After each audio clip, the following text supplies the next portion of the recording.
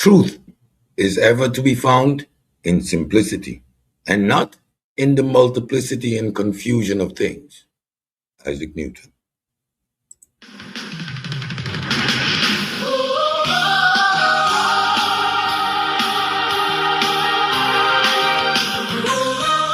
It's Sunday school, PK style. Open your Bible, turn to chapter and verse. Let's see what it really says. Let it to work.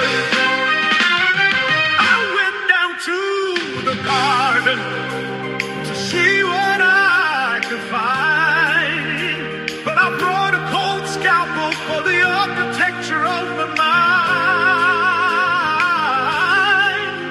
They told me just believe. They said don't ask why. But I'm looking for the engine in the middle of the sky. I'm massaging the text till the ghosts start to fade. Applying the rigor in the light of the blade. No more circular blocks, no more holiness skies. Just the natural law right before my eyes. Oh, we're dissecting the Lord. We're testing the word. The greatest story that you ever heard. Sunday school for the mind and the soul. We make the ritual to make ourselves more. I need a father pedagogy. Come as my witness. Come as my witness. The text is the evidence. Naturalism is the spirit. Naturalism is the spirit. Can I get a conclusion? Conclusion. The floor is now open. Bless the stage, bless this session.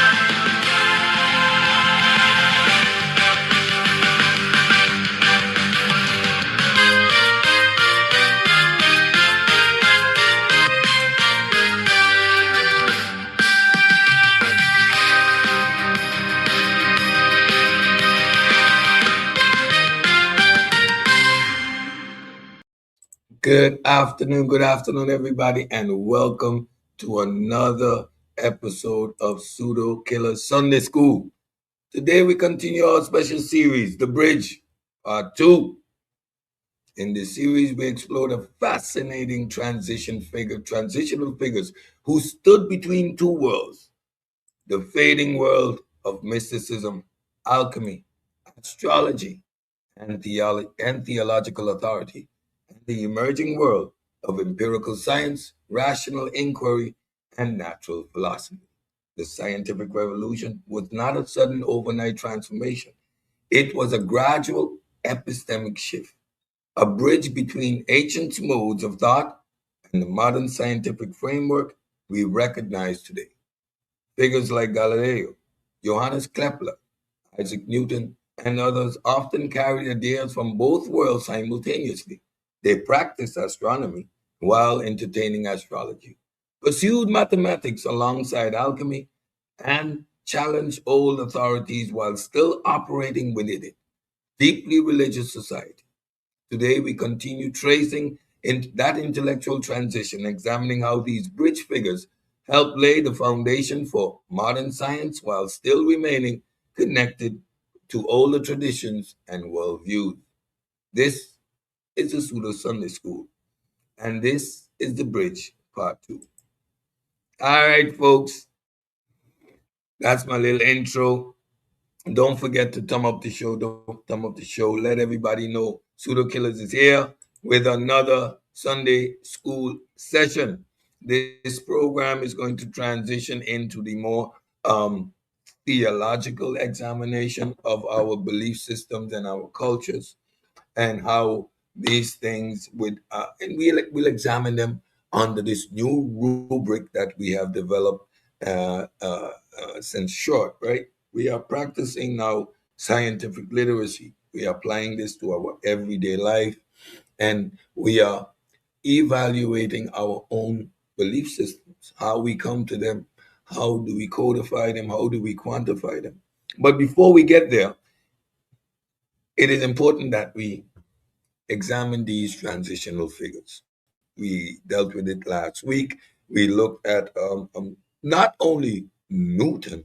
Newton is an easy way up, right? He is at the final stage where all the hard work has already been done, and we are examining, and we are going to examine Newton more in depth. Stay tuned for the God Killer community of skeptics and Juju. Hit the button show. They are going to go do some in depth work, right? Examining and exploring exactly who Newton was. Again, thank those who provide us with the direction that we need to go into. Y'all do us a great favor as source material, right? The ones that are most vocal tell us exactly where we need to focus our attention and where it's necessary to elaborate and dissect things even more. Throughout this whole series, it started again, shout out to the God Killer, scientific thought, the development of that from 350,000 years ago to where we are today. Thought.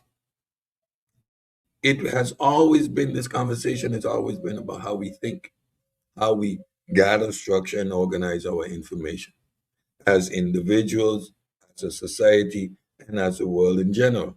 We saw the development over time. We examined on Friday Comte's definition of three classical modes. You have the methodological mode, then you have the naturalistic mode, and then you have the scientific mode. We've been examining epistemic regimes over the last couple of weeks, and these terms now are household terms. We understand what methodological naturalism is, and we understand firmly that the philosophy of science is the understanding how we think about the natural world. It produced a system, it produced a tool called methodological naturalism, right? And so in this series, we are going to take a closer look, or we have taken a closer look at these individuals in the transition. And today we round off the series and deal with who and when and what is a scientist. Again, it is a discussion seemingly necessary. It's been had on barbershop levels, of course. We are doing it at a much more profound academic level. Again, thanks and shout out to Dr. Scott Hendricks for his great insight and validating the work we are doing here, because this is what is done on that level of inquiry. They are actually examining the individuals, putting them in the proper epistemic regime. It is easy to attach a label onto someone based on superficial criteria. But if we are going to properly do codify and quantify science, right, or history, it is important that we put things in their proper perspective and not use these anachronistic views of how we engage with history. All right. So, pseudo killers, before we get into the heavy stuff, we always gotta have a little fun, play a little music. Yeah, let me play this. Pseudo killers. Yeah. Check the credentials. You like the literacy for the stuff. Listen, That's why everybody niggas doing their best, trying to best me. Try, keep failing the test, got no pedigree.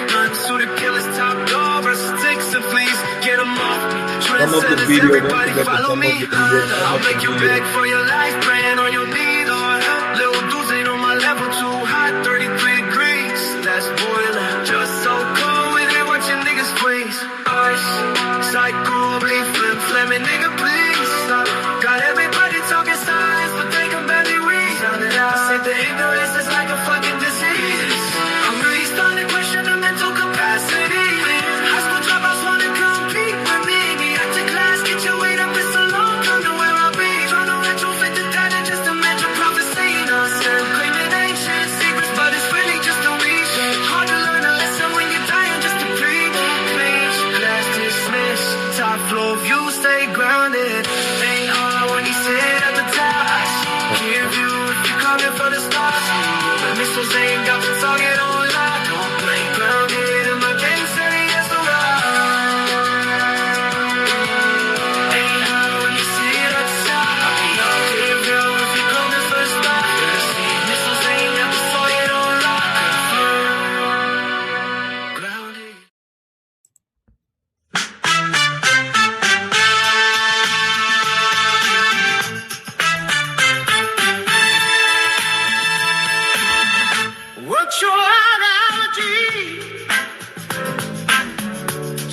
to be the question round here lately. Every discussion rooted in blackology, fueled by the lack of integrity. Case in point, the so-called strategy, misleading the people, high-level foolery. Smash, come of us, king's monologue. It must be a conspiracy. Nostalgia got them stuck in the past. Always reliving history. Ask Dr. Ben and Clark. Say their names, here's our spark. All one big fantasy. Smoke and mirrors, only confusion, no clarity. The nigga bro, no Quincy, Van Sermon, and Rashid. Now he teaching God in the G, but that's another story. Reggie out here seeking glory. For him it's about his legacy. Highest little movement ended prematurely. Reggie was denied his opportunity. He said at the feet so surely. It was meant to be his destiny to the king of psychology. That's your ideology. Seems to be the question round here lately. Confirmation bias, poor research quality. It never gets old, does it? It never gets old. That's a hit. That's a classic. All right, folks. Without further ado, let me get into the presentation for today. It's a bridge. Let's get it. The bridge, part two, the second half of this final episode in this series. Here we go.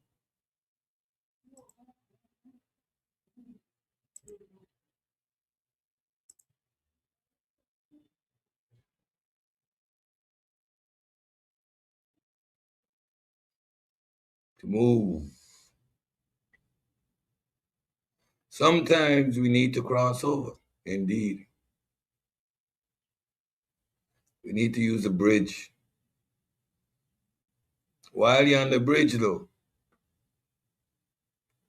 you stand in between here and there, between the old and the new.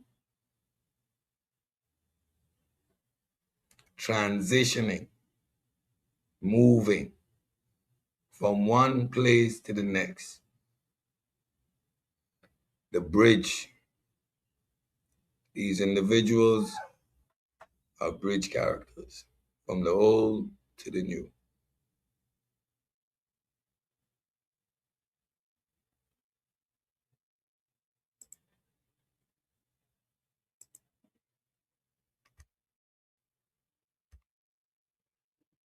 All right, a little bit of readership. Set the stage. The intellectual and political edifice of Christianity, seemingly impregnable in the Middle Ages, fell in turn to the assault made on it by humanism, the Renaissance, and the Protestant Reformation. Humanism bred the experimental science of Francis Bacon, Nicholas Copernicus, and Galileo, and the mathematical investigations of René Descartes, Gottfried Wilhelm Leibniz, and Isaac Newton.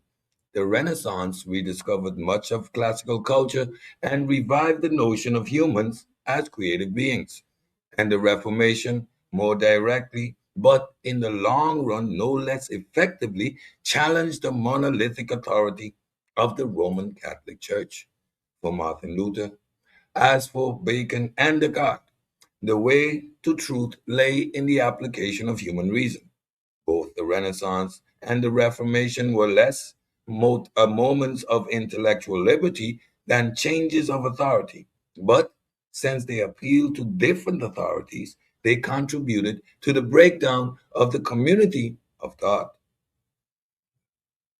Received authority, whether the polemic Ptolemy in the sciences, or of the church in matters of the spirit, was to be subject to the probing of unfettered minds. This is taken from the Britannica.com. And it is the Enlightenment, European history. So you should take your time and read that. Told you two documents you need to read: the history of science and the philosophy of science. It's going to take you a couple of years, but it's a necessary evil. Let's continue. During the Middle Ages, knowledge was grounded in authority. We established that. The Roman Catholic Church, theological scripture. That's why individuals like Hume, that's why the French materialists were all subject to persecution. Classical figures like Ptolemy, right? Cosmology. And we have others, Aristotelian. And you have the others which were part of the medical field, Thales, etc. These were the authoritative figures that people referred back to. And we call that scholasticism. Remember, Bacon said, get back in the field, get your hands dirty. It's a necessary evil to get your hands dirty again. Why? Because the books did not know everything, right? These people left with maps of three continents and came back with a wealth of information. You needed to put the books down and get back into the field. Truth was aligned with the accepted doctrine and inherited text. The authority was these individuals of old. So there was limited epistemic freedom. Inquiry operated within established frameworks. So whatever you was trying to figure out, you were doing it with a particular framework, a particular way of thinking about the world. Remember the arc? These were the essences that flowed through life. Then you had the indivisible atoms. These were all speculative, going in the right direction, speculative nonetheless. And everything that you deduced from the world, whether inductive or deductive, go ahead, thanks. Oh, sorry, mother. Whether inductive or deductive, operated within this epistemic framework. This is important to understand. I keep saying we're looking at the tools. They were doing observations. What is the mental framework with which you were doing those observations is going to determine how, what, and how you frame what you're looking at. So it's not the action of looking, it's a mental thought behind that action. This is an authoritative, scholastic, epistemic regime. Natural, philosophical, epistemic regime. Authoritative and book-based. The authority wrote it 2,000 years ago. It is so. All right, clear me. The disruption, humanism, the Renaissance, and the Reformation.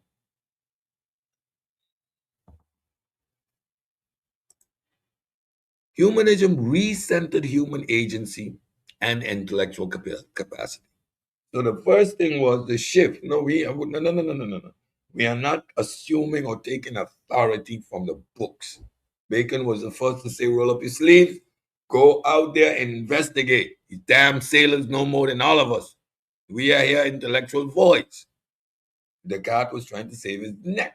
So Your Majesty, the works of the Lord are infinite, and man is but a fallible offspring, production of the said Lord, and we gonna figure it out. Just don't jump off my head. Encourages returning to original source, at fontes, the source. Get your hands dirty. Get out there, put your glasses on, get your microscopes, get your tools, and go out there. Get out of your pristine castles in the sky. Get out of your stuffy libraries with your books and go in the field at Fontes. Say it with me, at Fontes. Don't forget to hit the like button, share the show, let everybody know Pseudokillas is in the building. Let's continue. The Renaissance revival of classical knowledge. So this is when they start to really examine the old works. This is when they are digging into. Shout out to the Carnivorous podcast. This is when they're re-examining the works of Al Hibim, the works done by during the Golden Age of Islam and the likes, promoting creativity and inquiry. So they're looking at this stuff, but they're looking to at it with a whole new lens. They're not adopting these things, right? This is what. Thank you, Ghouls. Al Hatman. Yeah, Al Haytham. Al Haytham. Yes, Al Haytham.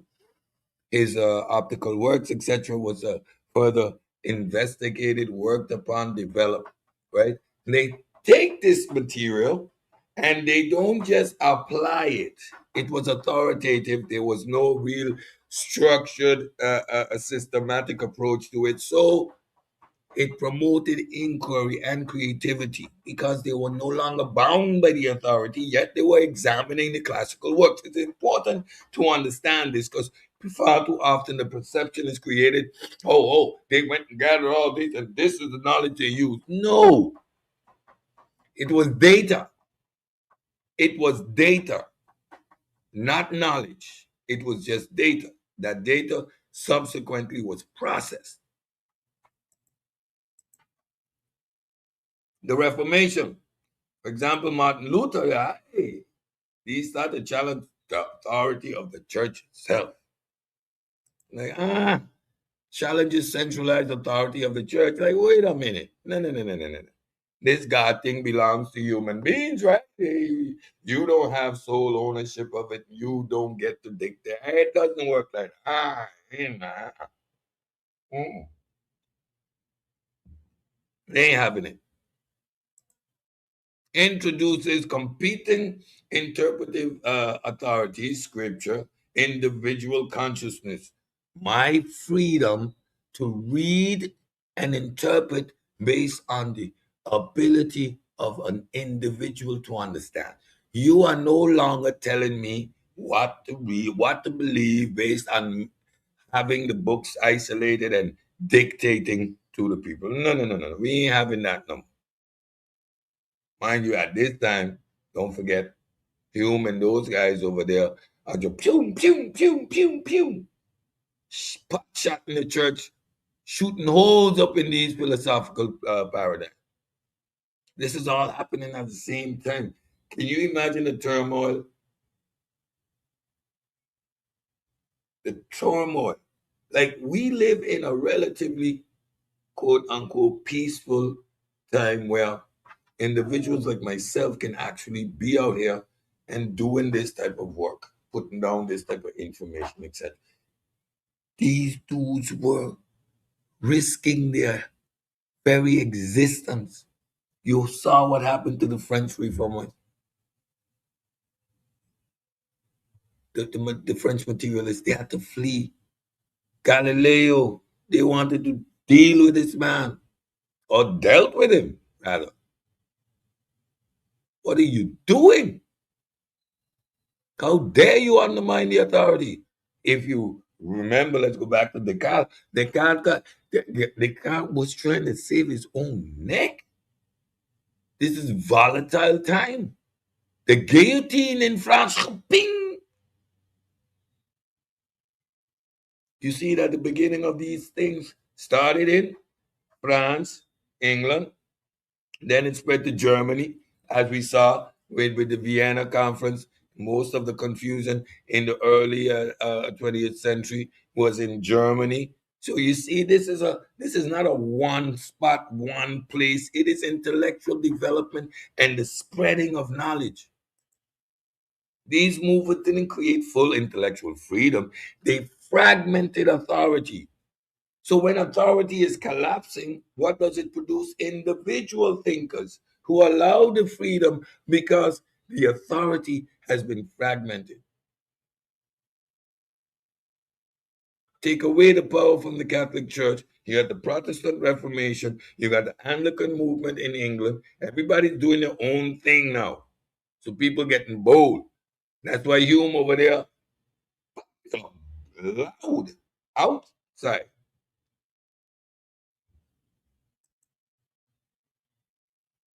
Let me take a minute to shout out to people in the chat. I'll just do that, interrupt the presentation because we got a family in the building. Let me shout out to Black Sun 403. So Goose in the building. Don't forget Mel, the archivist, was here from early. And one of my favorite people, 2 dogs and 4 cats. Thank you for being here. Yes, Pastor said is in the building. Don't forget, thumb up the show. Tell everybody know we're in here. It is Pseudokillas Style Sunday School. All right, let's get back to the regularly scheduled program. The emerging epistemic regime. All right, so if one is collapsing, humans have a necessity to know. We want to know. Even when we don't know, we pretend we do know because it's part of our nature. We do not operate without belief, and belief is grounded. Like we believe something, we equate that to knowledge, and then we act upon those beliefs. No action is without belief. So you need a system in place to have as much true justified beliefs as possible. Same faculty which you use to apply the reasons why you don't believe I have a red dragon in my closet is the emergent epistemic regime that you're in right now, which allows you to have that format of reasoning. Remember, there was a time when such an epistemic regime would have warranted the belief in such a supernatural creature. The days of the troubadour would go from state to state, from town to town, and tell the glorious stories of the men of renown and beast that one should never want to see. Stories of conquest and vanquishing of dragons and monstrous beasts. In our current epistemic regime, said, I saw that on HBO. I think you're talking about what that show? The Dragon Show. Out of this fragmentation comes something new. Inquiry grounded in observation, Galileo.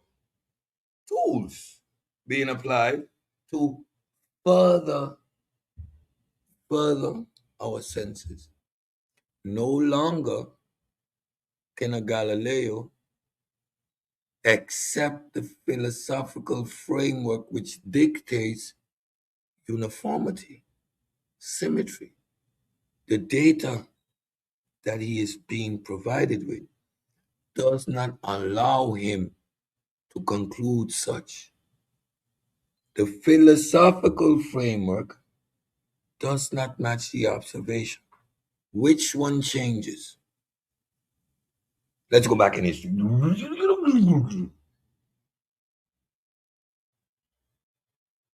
Islamic Golden Age. Philosophers, astronomers. What did they observe? Yes, Game of Thrones, my bad. What did they observe? They had a philosophical framework of uniformity. So when they made the observations and the math didn't equate to symmetry, what did they do? They tweaked the math. Still working on that specific presentation. That's going to be a collaborative effort between me and Anthony. So look out for that when we go into the development of heliocentrism. That is a production on its own. Look forward to that. That's going to be a collaborative effort. Me and Anthony, myself. I'm going to do the pedagogy, and he's going to add the data, and we are going to either present that in a set talks or a combination of set talks and the space show. The Pseudo Killers is a family of broadcasting programs all geared towards your edification. It all comes together uniformly. So stay tuned for that. But they fudged the math. Copernicus, faced with the same dilemma. Observations,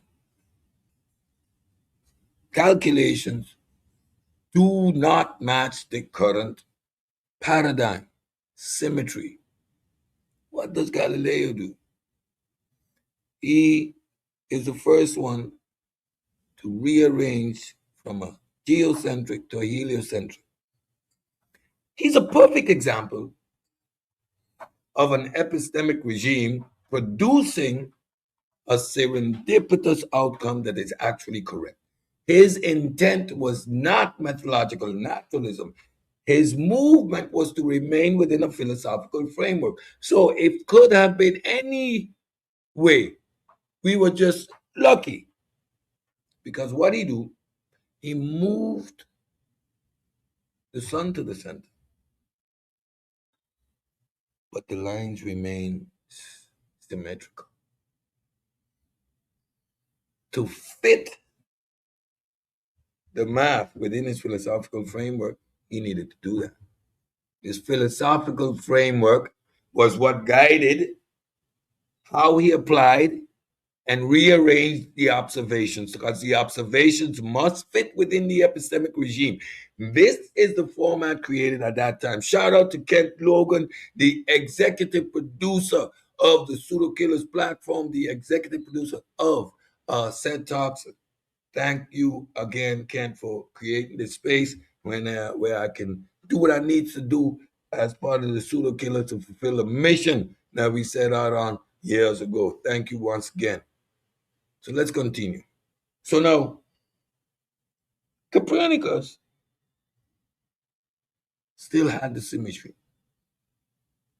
That's why these dudes, Copernicus, nor his predecessor from the Islamic Golden Age, got in any real hot water.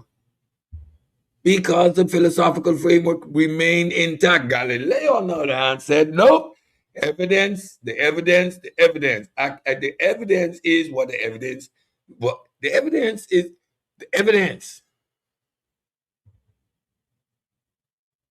Now, also a very interesting character, not very diplomatically sound, as one should be in these type of sensitive arenas. These dudes were just, it is what it is. Kind of remind y'all of me, right? No sensitivity whatsoever. Experimentations, for example, Francis Bacon. Let's go back. Francis Bacon says scholasticism is over. We need actual experimentation.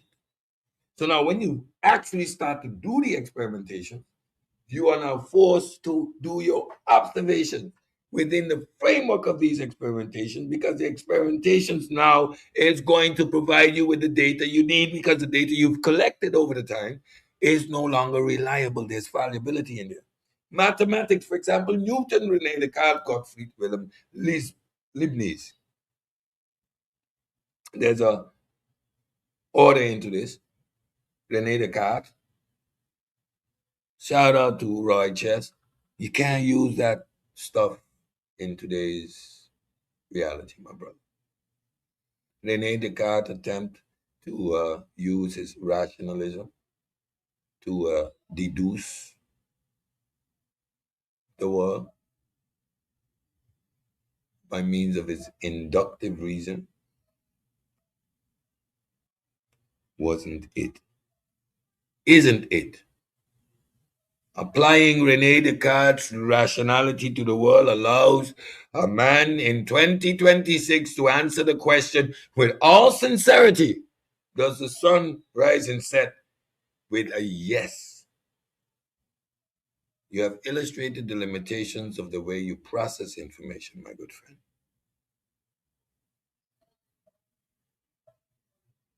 Again, don't forget, thumb up the video, thumb up the video. Truth was increasingly determined by reason. That's the first step. Gotta start thinking. But it don't stop there. We understand the limitations of our reasoning. And we'll see that again tomorrow some more in the next set talks when we talk about the post positivism and the introduction of rationalism and the like. So stay tuned tomorrow, 4:30, same channel, different arena, empirical evidence. There must be a there. Hume, remember? Hume said, I'm not having it. You're not giving me your metaphysical assertions, your fancy jargon. Where is the evidence to support it? Without evidence to corroborate or any type of mathematical assumptions which I can conclude of such being evident, burn the book. Burn it. Appropriate terminology for a Sunday, don't you think? Mathematical structure. Shout out to Newton. Newton's branch of natural philosophy. Natural philosophy was the study of the natural world. Foundational elements of the study of the natural world is physics. Physics is primarily mathematical. Why it's not only mathematical?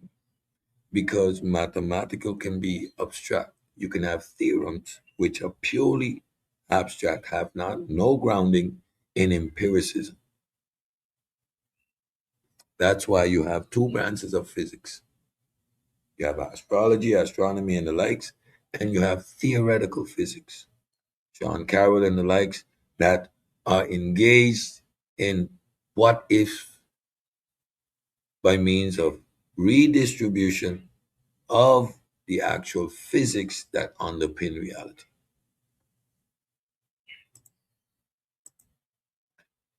This is the rise of the rational empirical epistemic regime, often called early modern scientific epistemology.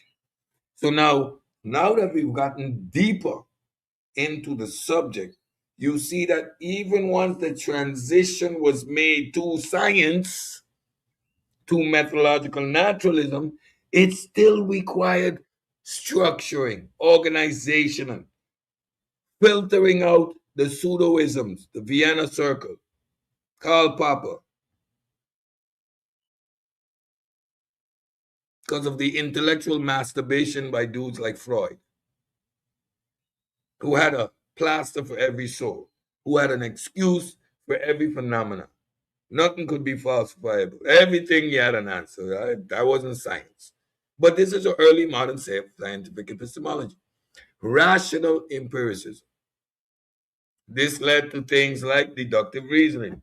What does deductive reasoning produce? Hasty generalizations. You see the development. One is a requirement to lead to the other, but it facilitates a thought process. It facilitates a particular way of thinking about these subject matter. Proto methodological naturalism. You see, even within this framework, you have a proto. It was necessary. Thank you to the God Killer for making me understand to break these things down. Take your time with it. I'm rattling off about methodological naturalism as if people know what I mean.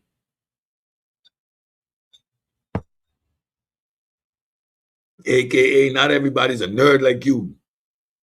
Slow it down. Proto stages of development. So the idea of boom, bam, one to the next, or linear, no. Within that shift, you still have the development. I kept saying it early on. Remember, folks, we have race science, race-based pseudoscience, because even once we got to science, we weren't there yet. Science is not the end all be all.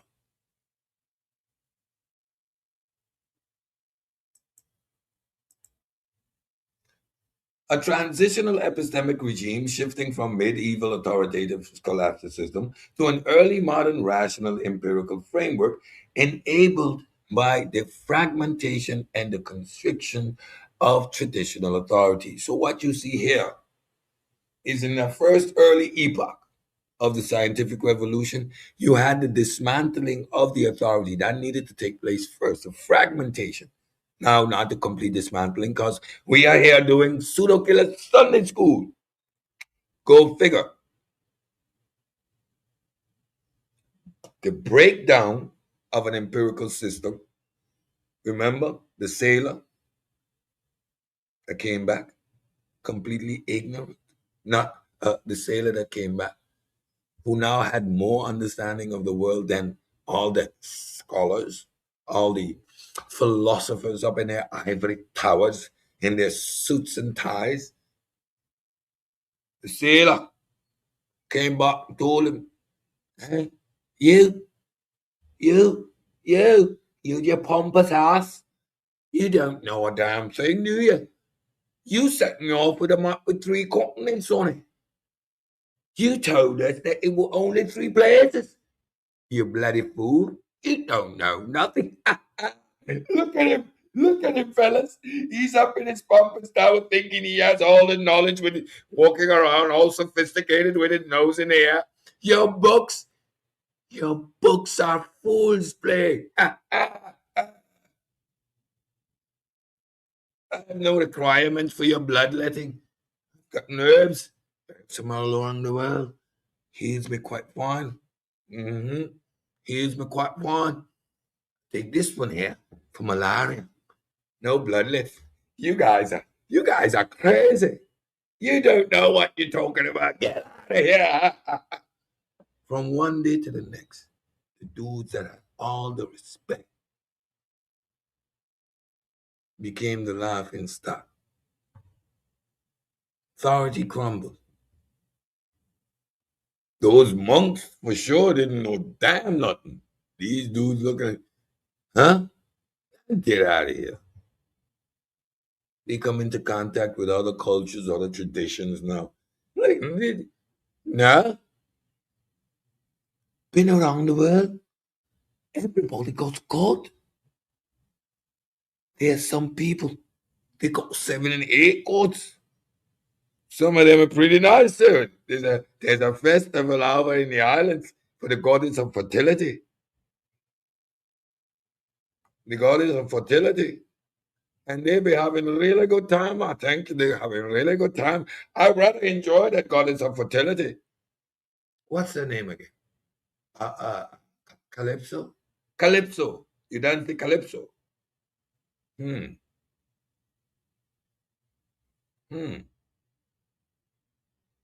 authority was crumbling. Okay.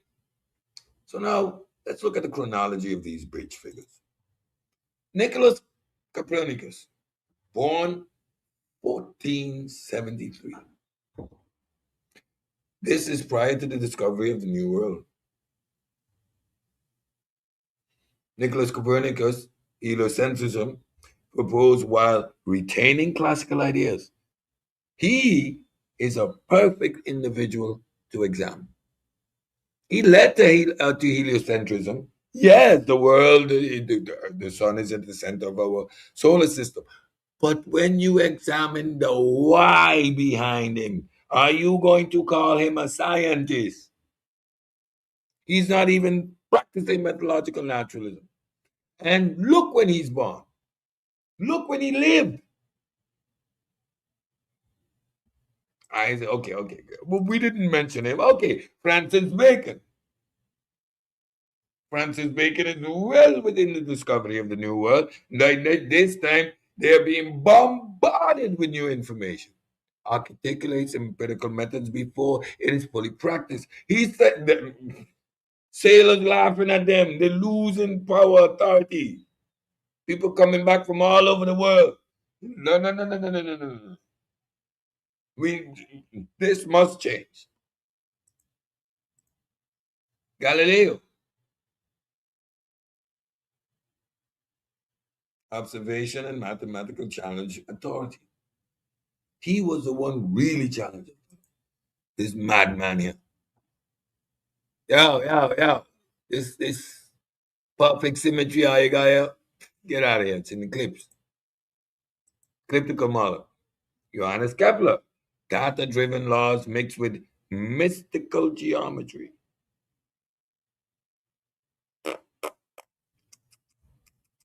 Is he a scientist? Data driven laws mixed with mystical geometry.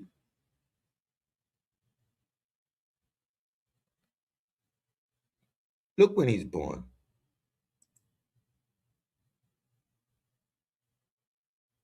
Spooked out. René Descartes, uh, mechanistic physics grounded in rationalism. We know rationalism takes you but so far. Shout out to Roy Chess. Necessary component in the development, but you ain't there yet, not by a long shot.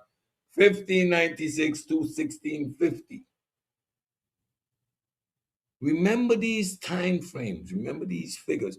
These are the people that are setting up the stuff that in the 19th century is going to be called methodological naturalism. Look when these individuals do not collapse history. Robert Boyle, experimental chemistry emerging from alchemy. So Robert Boyle takes the nonsense that Newton was doing.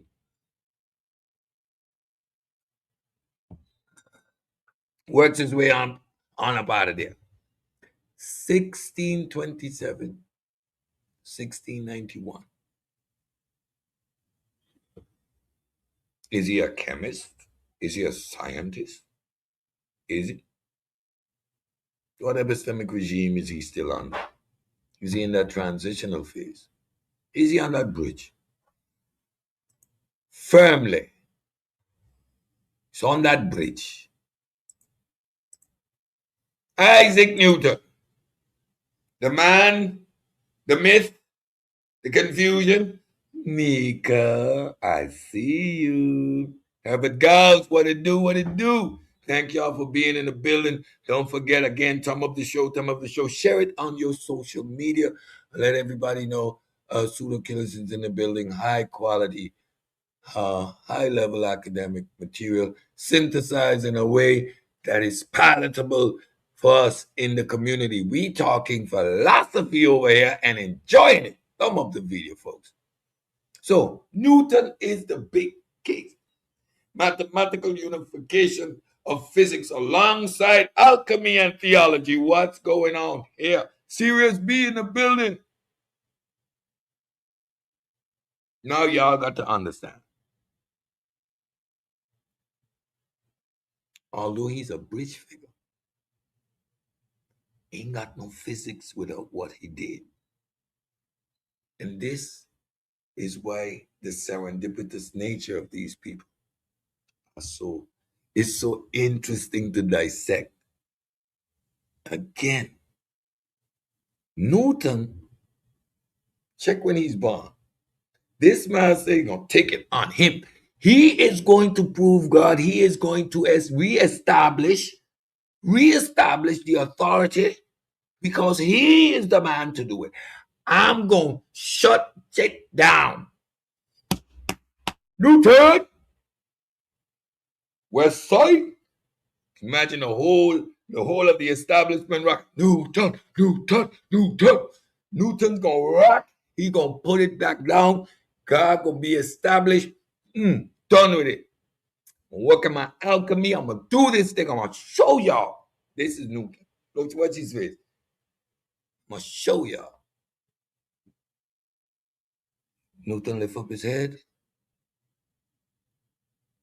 Came out. Great disappointment.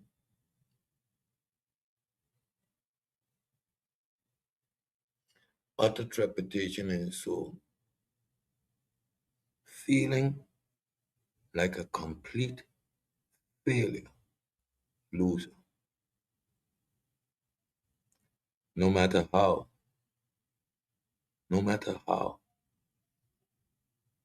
I try, I find no place to place God in the equations. Now, when we're looking at it from a scientific aspect, we are saying, whoa, boom, there, right there, the statement, separate God. Yes, methodological naturalism fundamentally says you cannot come with supernatural, metaphysical, arbitrary assertion. There must be a there. Empiricism. Newton wasn't trying to make that statement. That statement was a pillar because of what it represented. Newton was admitting to having failed. He was a natural philosopher. His motivation was to prove the existence of a God under the same smuggled framework that Descartes was using.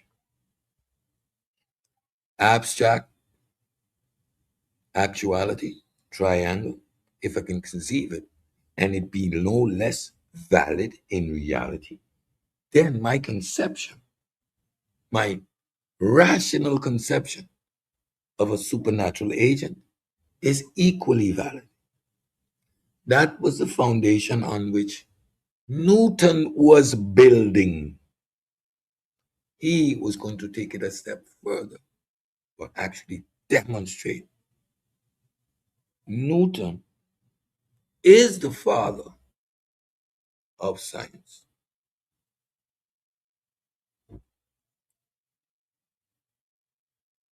Peter Jordan is the father of the great Michael Jordan.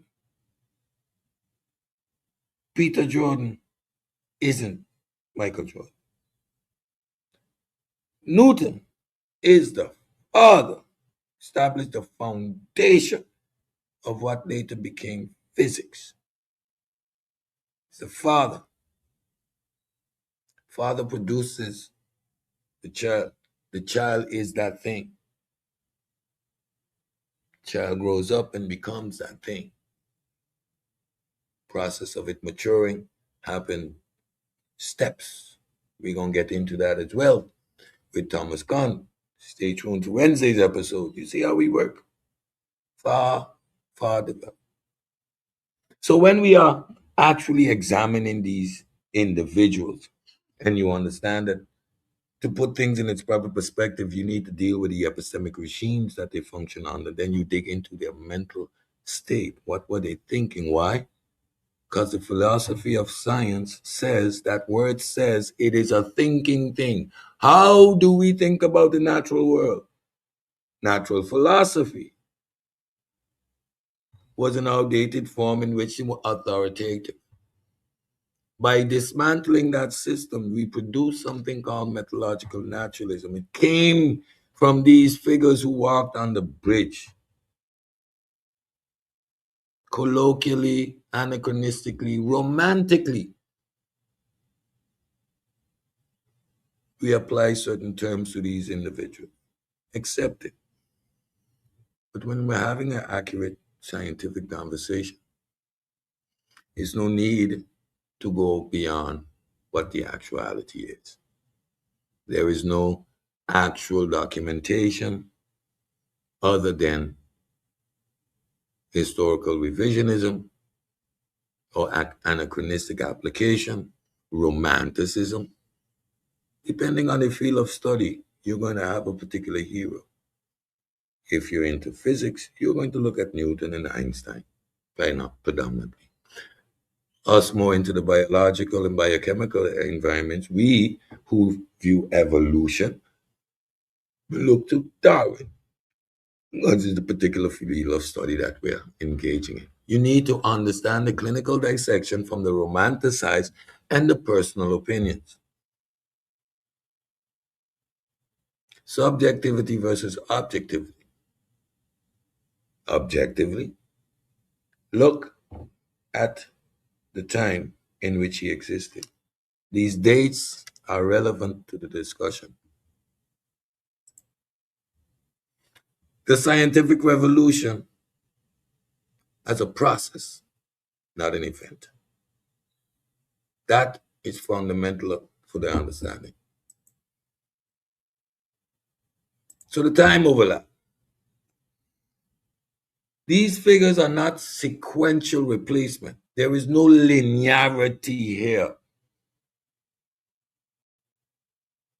None. They overlap.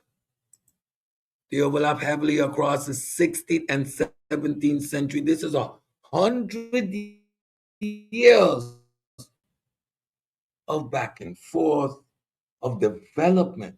It's not happening in a vacuum. It's not happening one-sidedly. Old ideas and new methods coexist in the same individual.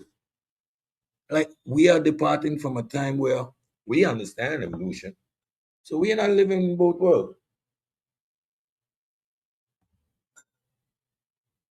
Again, Newton, 2 feet. One, he has these mathematical principles that are now there that he can use to model reality based on philosophical principles. He has a tool now that he can apply to his theological framework. I'm going to use this to prove that. He ain't there yet. He definitely wasn't practicing methodological naturalism. His objective was to prove his God. What was his epistemic regime? There are three of them, three epistemic regimes that humans function in. We had, for the longest one, the mythological. You all go from animism to the formalization all the way up to Zeus. Even the Indian, the Indian subcontinent and their philosophical paradigm, the Chinese, all of the world, all of the humanity had the same mythological frame. Some societies had a combination of mythological and natural philosophical frameworks. The Greeks, the Greeks were the one who went from mythological naturalism to full natural philosophy in a transition, because in their own words, they took the lightning rod away from Zeus. So they were also in a transitional period where they had a mythological framework. Then you have the third epistemic regime, modern science, which started in the scientific revolution. We are now at the bridge where we are seeing how within the scientific revolution, this new system was developed. It was developed by the people who was engaged in the old system because they were the ones who were tasked with establishing how we are going to engage in a new epistemic regime. They were the ones responsible for the old one. When the old one fell apart, who was going to create the new one? Ain't the ones practicing the old one? Ain't the natural philosophers going to develop the new epistemic regime that's going to be applied in the future? The daddies are not the kids. The kids grow up and become something else. Natural philosophers gave birth to science. They gave birth to it. They are not it. This thing shouldn't be so hard to understand. The epistemic rupture stretches over 200 years minimally. Because again, when you look at people like Karl Popper, that takes it way into the 19th century, into the 20th century, stretches across 4 centuries.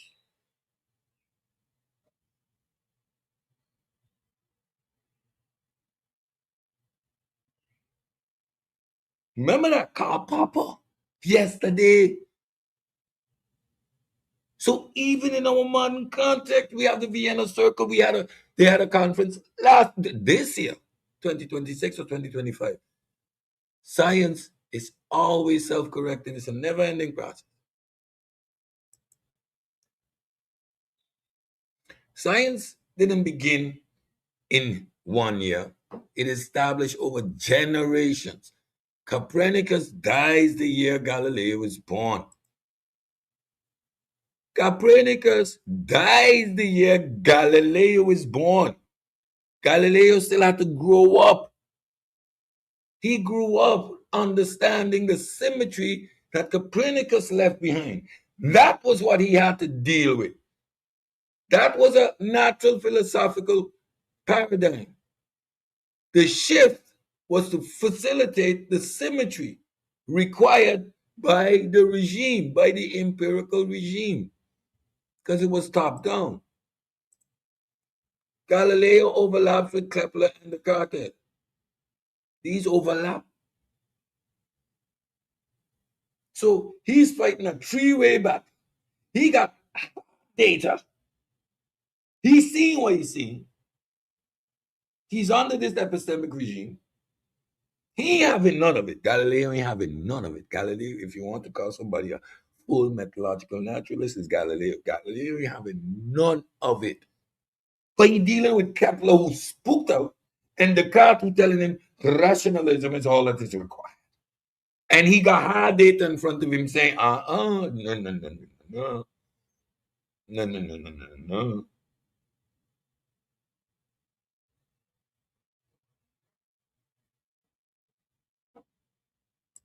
Let's continue. Newton inherits a world already partly transformed. Newton has all this math to work with, this philosophical grounding. He is just going to execute based on understanding that, yes, you can model reality based on this. You have these coordinates, you can apply this math. What did he try to do with that wealth of information that had been established almost 100 years before he came on board? He was going to prove God.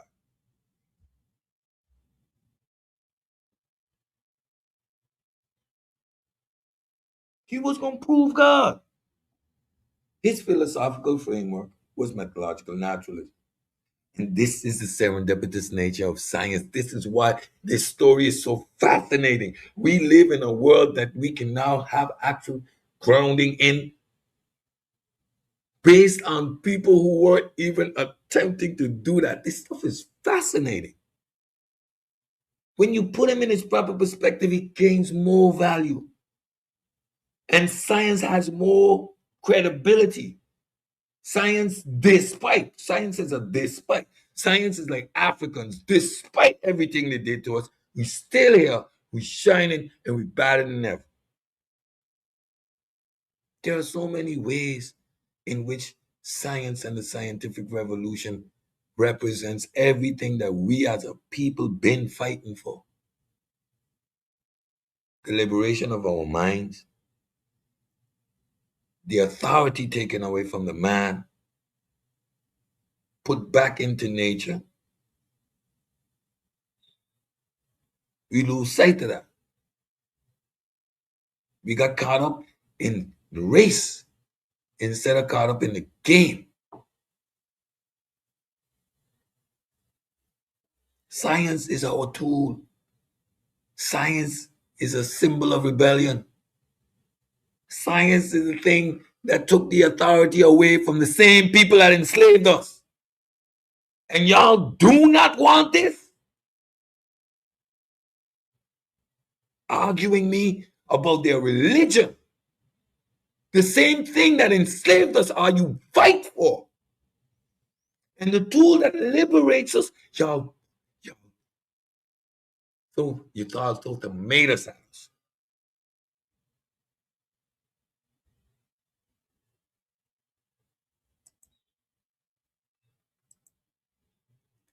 Conclusion. This is not a revolution like a switch flip. It's a flow convergence towards methodological naturalism. It's thinking. is seeing this work. No, but he can. No, but that. No, that's limitation there. No, it can't. No, I move the wall. Boop, process. It's like a matrix. There's no linearity there. There is paradigm shifts where you reach a point that you can't go back. Science is a slow emerging process. Formalization of methodological naturalism. There isn't a single official date, but the formalization occurs in the 19th century, especially between 1830 and 1870. 1830, 1870. I'm going back. I'm going all the way back. I want to see. When this man died, when did this man die? Y'all see why sometimes it is pointless to have discussions with huh? And it's not arrogance. It's like did y'all read? All right, let's go now. Now let's get to where we is here. Bring us all the way back. The formalizations occurred in the 19th century, 1830, 1870. Quick math. 103 years minimum after the man died. 103 years later. Why are we having this discussion? Put 1830 right there, right quick, Black Sun, so the calculation is obvious. So it's right there in the chat. This man died 1727. Science becomes, not methodological naturalism becomes official around 1830.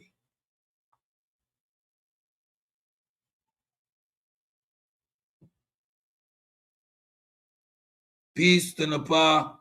Thanks for being here. I appreciate your presence.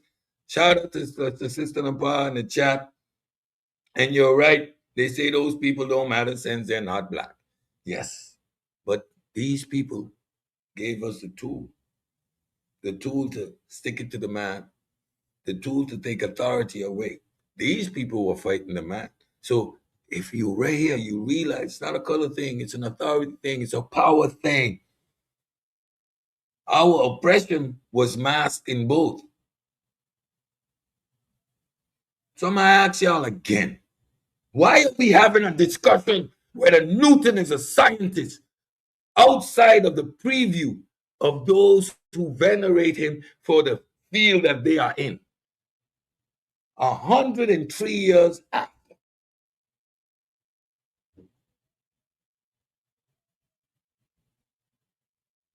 103 years after, folks.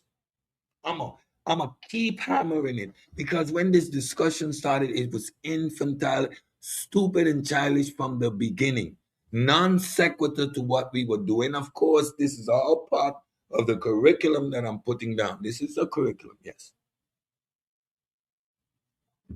Why are we having an irrelevant, insignificant discussion about a topic,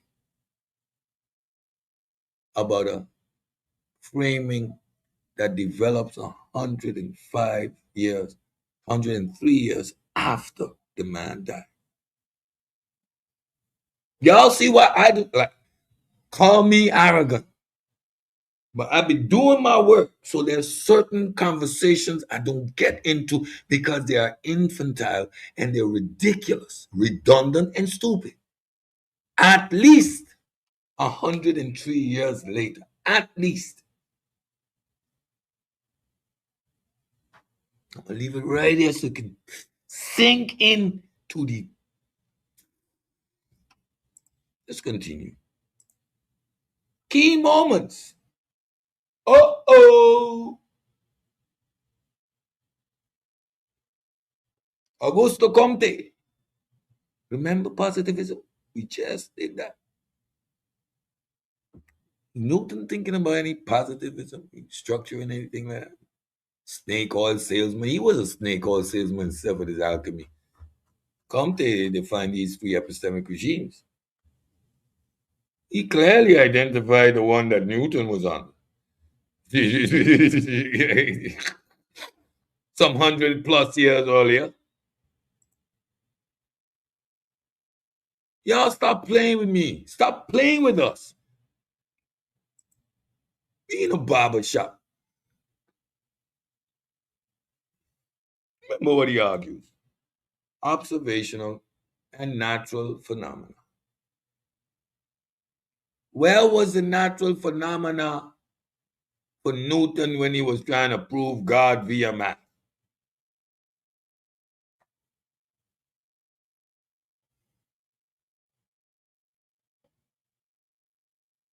Huh? When? Stop it. John Stuart Mill, 1843, A System of Logic. These are the pillars that form what we're talking about today. 1843.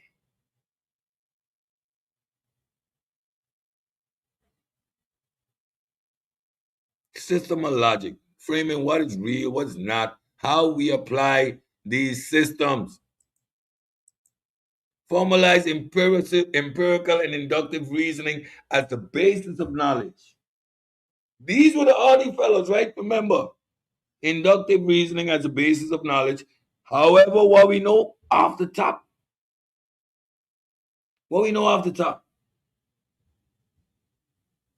come on, somebody tell me what inductive reasoning does. I want to see it in the chat. Inductive reasoning leads to bam, bam, bam, bam, bam, bam, bam. Hasty generalizations. Hasty generalizations. Hey, listen. Nobody. Anthony Kent. Y'all monitor the chat. I won't have any disrespect. Period in the chat. I'm not taking it. Okay. Anybody giving any kind of disparaging remarks, I'll kick them out of here. I ain't having that. This is a family environment, right? We do not engage in that stuff over here. The chat should be more disciplined. I'm sorry. I'm segueing for a second. I'm just checking what's going on. Nobody have any disrespectful or discouraging remarks towards the panel, towards the people in the chat. JJ, if that's you, right, you should know better. I expect better from you in this chat, JJ. That's not tolerated around here. Please, keep it a buck. Keep it a buck. Appreciate you being here, Nepal. I'm sorry. Y'all deal with JJ for me, please. JJ, come on, bro. Come on. You know I expect better of you, man. Come on, JJ, man. Y'all know that stuff is the thing I hate the most. Listen, I'll debate anybody, any topic. I have a fundamental issue with the silencing of females in our environment. Y'all got issues with this male thing. That stuff's weird to me. I predominantly want to be in an environment with women. I feel much more comfortable taking orders from a woman saying, yes, ma'am, to saying any day, yes, sir.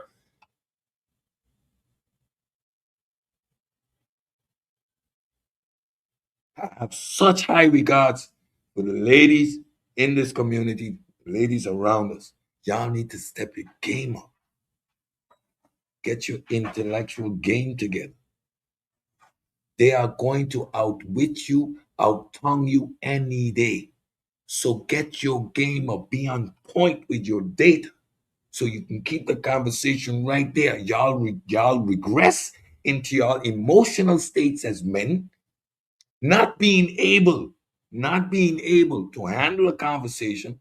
Y'all get chewed up and then call the ladies emotional.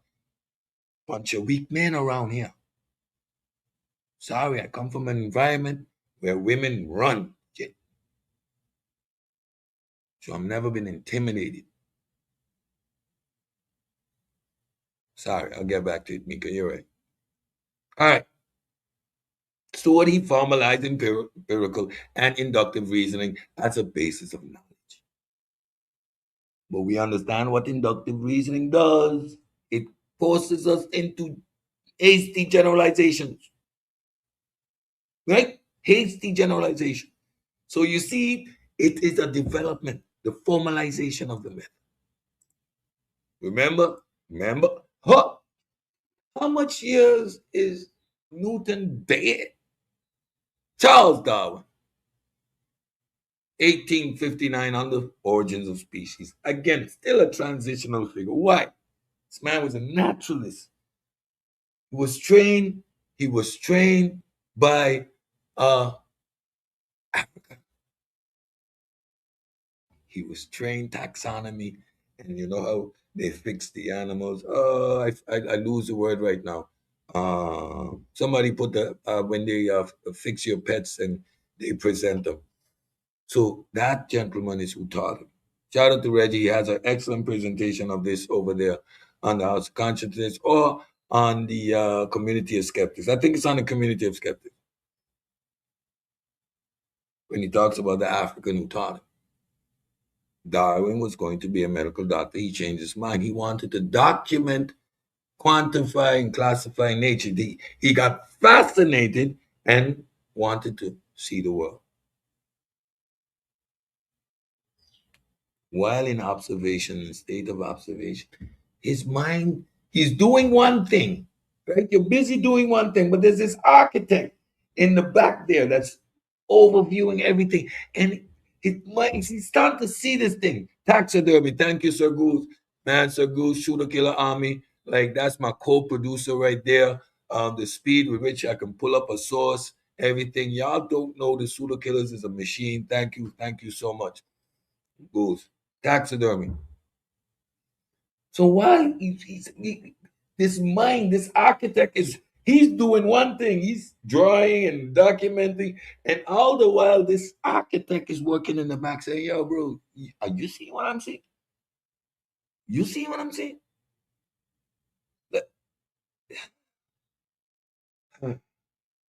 And he comes up with this, demonstrate that even biological complexity can be explained without supernatural causes.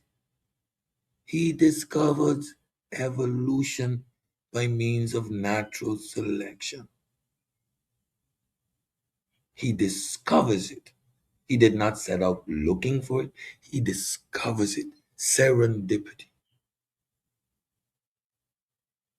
Produces one of the earliest scientific theories. Why? Why? Why was what he did a scientific theory? Before we get into that, novel, testable prediction. Mind you, in the age of Adam and Eve, we're talking about Adam and Eve right now, all right?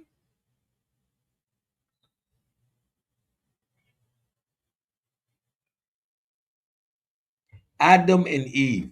This man says, you're going to find fossil remains of humans. You are going to find fossil remains of humans in the dirt in Africa. Listen, nobody could have conceived, thought of, even imagined such a thing. Novel, testable prediction. Remember that one. That's a new one we put in here.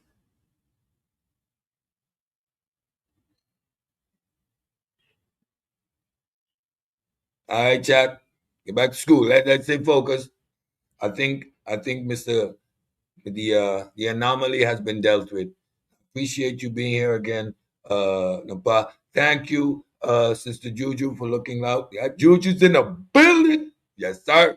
All right, we're almost there. We're almost there. Series almost done. So the adoption of the term scientist, coined in 1833. When was Newton last seen on this planet? 1727. 103 years. That's 103, 106 years. 106 years later.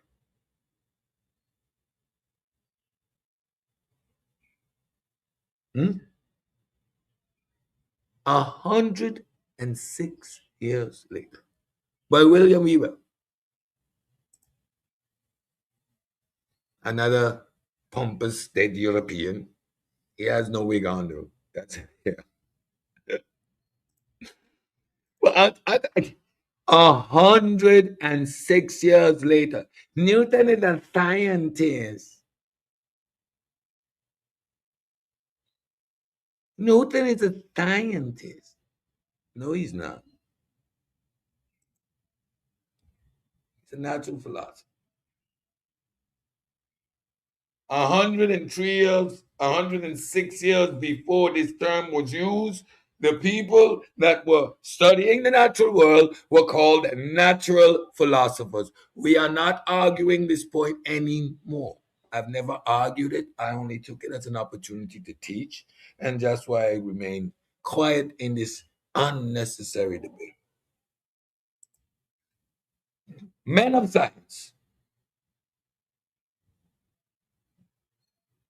So 106 years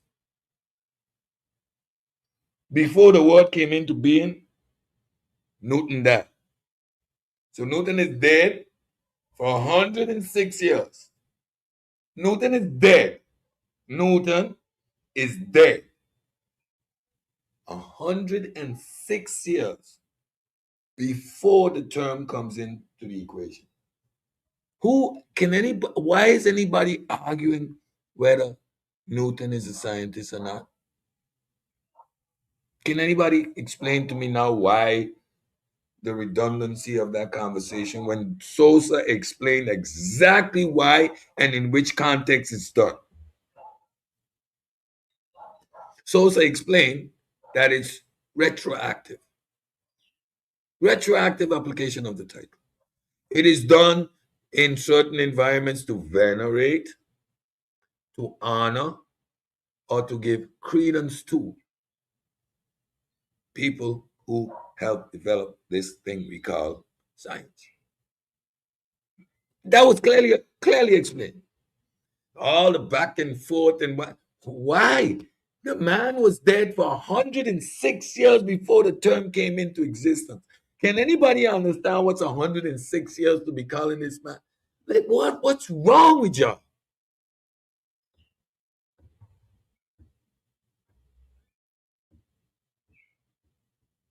Ramon Bears, my brother, good brother, you are a better man than I am.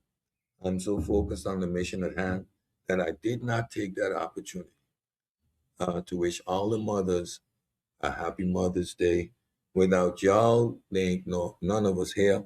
For all the mothers who are either biological or donate all their energy and love as mothers, those who adopt children, take them in, who do not look for any recognition, those are the heroes. Without them, there is none of us. Again, thank you, Ramon Bears, to humanize everything we do, right? Let's take this time out to wish all the mothers a happy Mother's Day.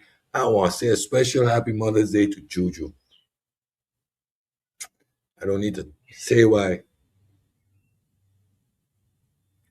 Get emotional. Don't need to say why. She knows. Happy Mother's Day to you, Juju.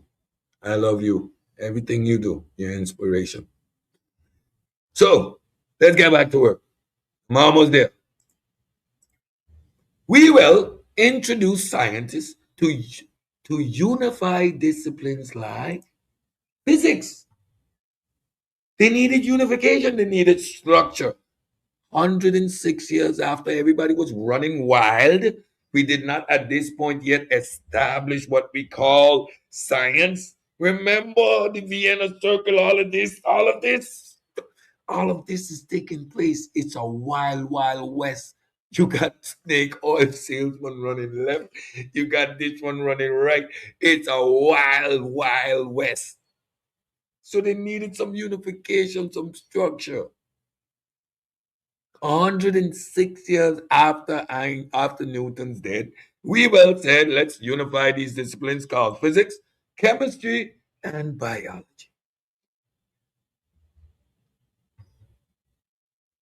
His endeavor was bigger than the anachronistic fight or anachronistic barbershop conversation that is happening. Physics is Newton's discipline, not chemistry, not biology. Physics. Now, the order in which this is displayed is quite accurate. Physics is the underpinning of reality. Without physics, you have no chemistry. Without chemistry, you have no biology.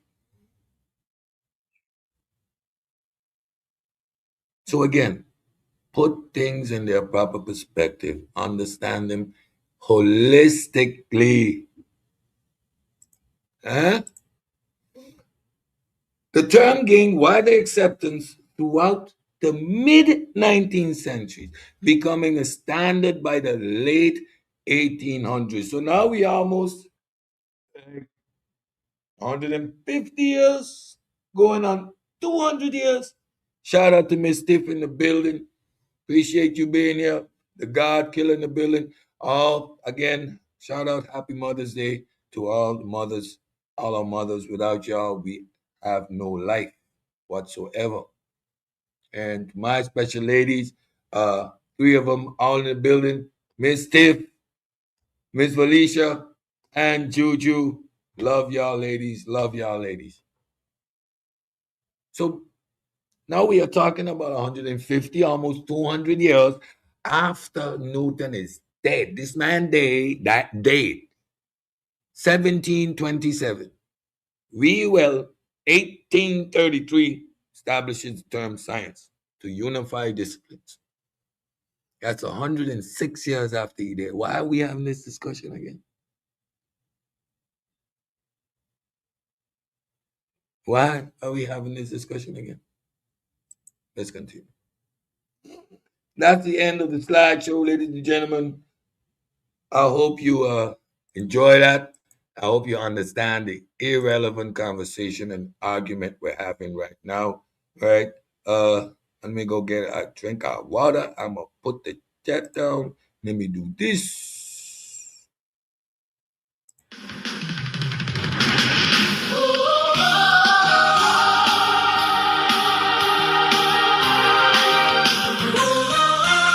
Sunday School, PK style. Open your Bible, turn to chapter and verse. Let's see what it really says. Let it to work.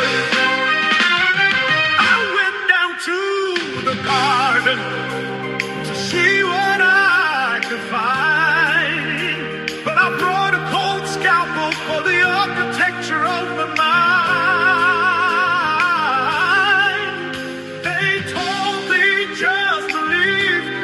Said don't ask why,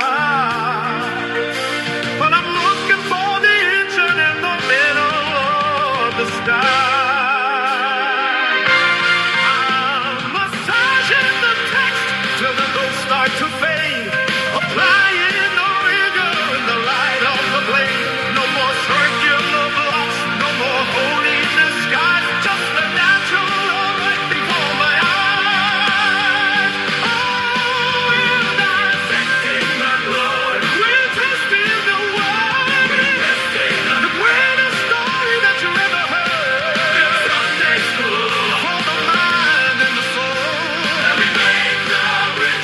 To make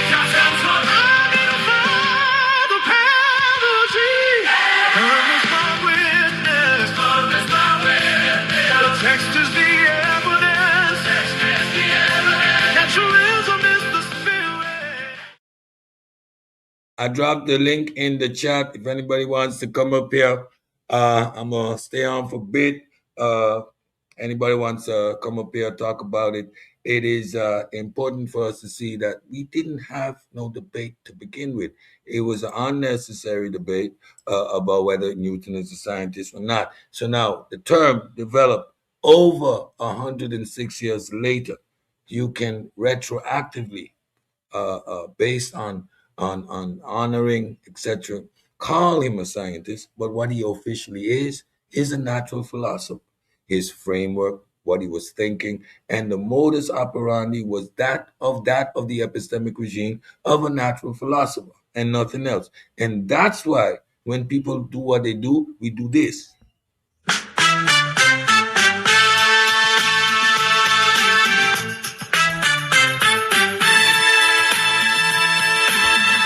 Virtuality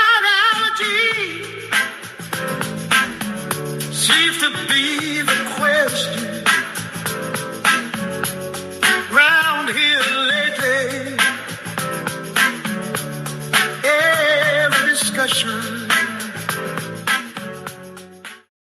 Peace, King Jay. Peace, King Jay. Thanks for being here. What it do? What it do? You got the flow, my brother. Peace there. Just here to support it. I know there's some nuance. To the title of scientist, who and how it was applied first. You know what? That's some extra information. I appreciate you. You got the flow, my brother. Go in for a bit. And said, I love you brought up the fact where you're at in the conversation talking about William Woowall and Mary Somerville. I didn't think you got to Mary Somerville yet. That may be next. Yeah. And that's my thing. It's like the conversation is very anachronistic, right?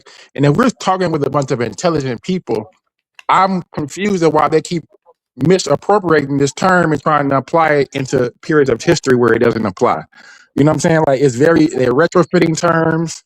If he was a natural philosopher and the term scientist doesn't exist until 100 and some years later, how could he be that? Like, it doesn't make sense to me. It doesn't, but you know what it No. is, right? It's an attempt to undermine the position that we have, right? Because we say science begins and is executed when you're doing methodological naturalism. Exactly. Methodological naturalism excludes any metaphysical claims, supernatural claims, or divinity claims, right? Exactly. And then they turn around and give us something with theology. Exactly. So to push science further back, right? They need to make Newton a scientist. Why? Because that's the first step in saying, you see, well, if he's a scientist and he believed in God and he was trying to prove God, then why aren't the ancient Egyptian scientists? And you see, that's the game they're playing. That's the whole entire game. That's the fallacy. And it's a fallacy. So they're trying to use arguments to boom, bam, bam, bam, bam, bam, bam, the conversation instead of actually having a conversation in good faith, right? And classifying and quantifying these people that they should be. King Jay, I'm going to give JJ the floor for a second. JJ, you got the big screen. Go ahead, bro. What's up, Sid? Peace and blessings to you, man. I just here to promote my debate coming up 24th, Peru Consciousness versus JJ 7000 for the social media title.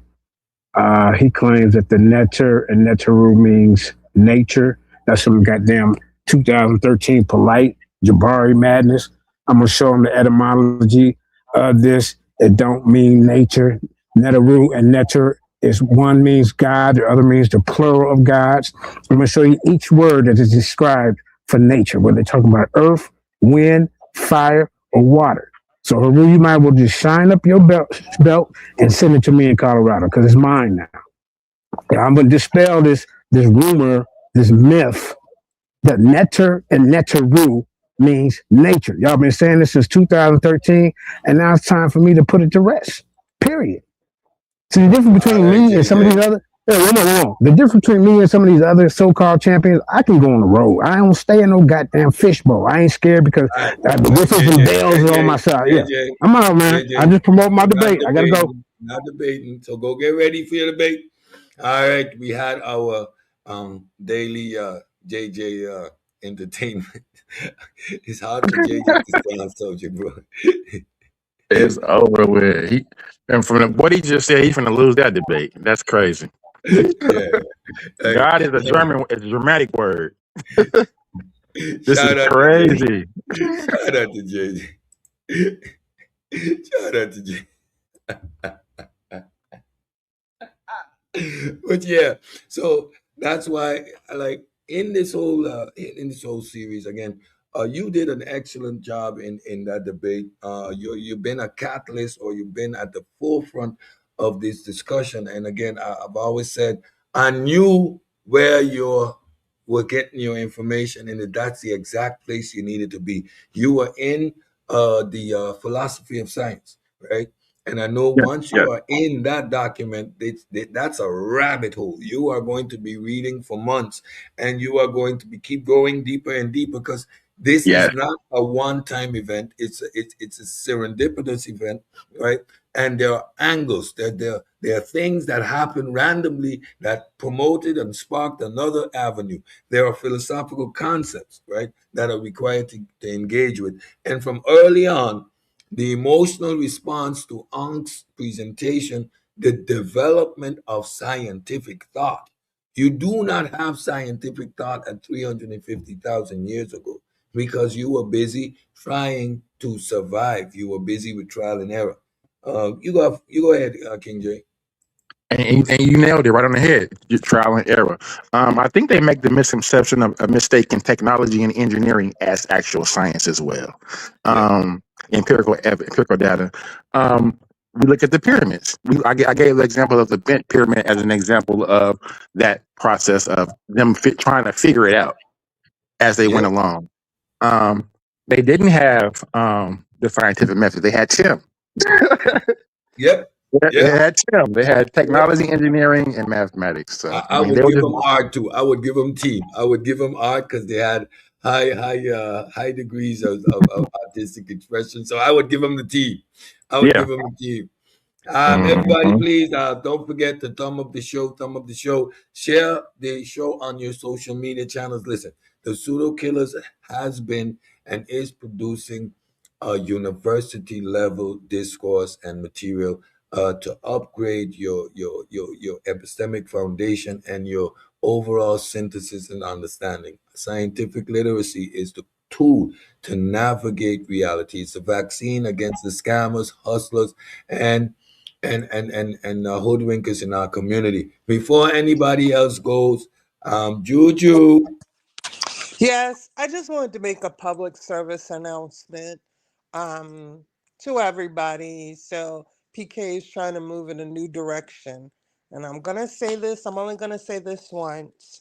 If you cannot get on this panel and not use profanity, don't try. The minute you're about to cuss, we're going to take you off the panel. It's not even worth it anymore. That goes for everybody.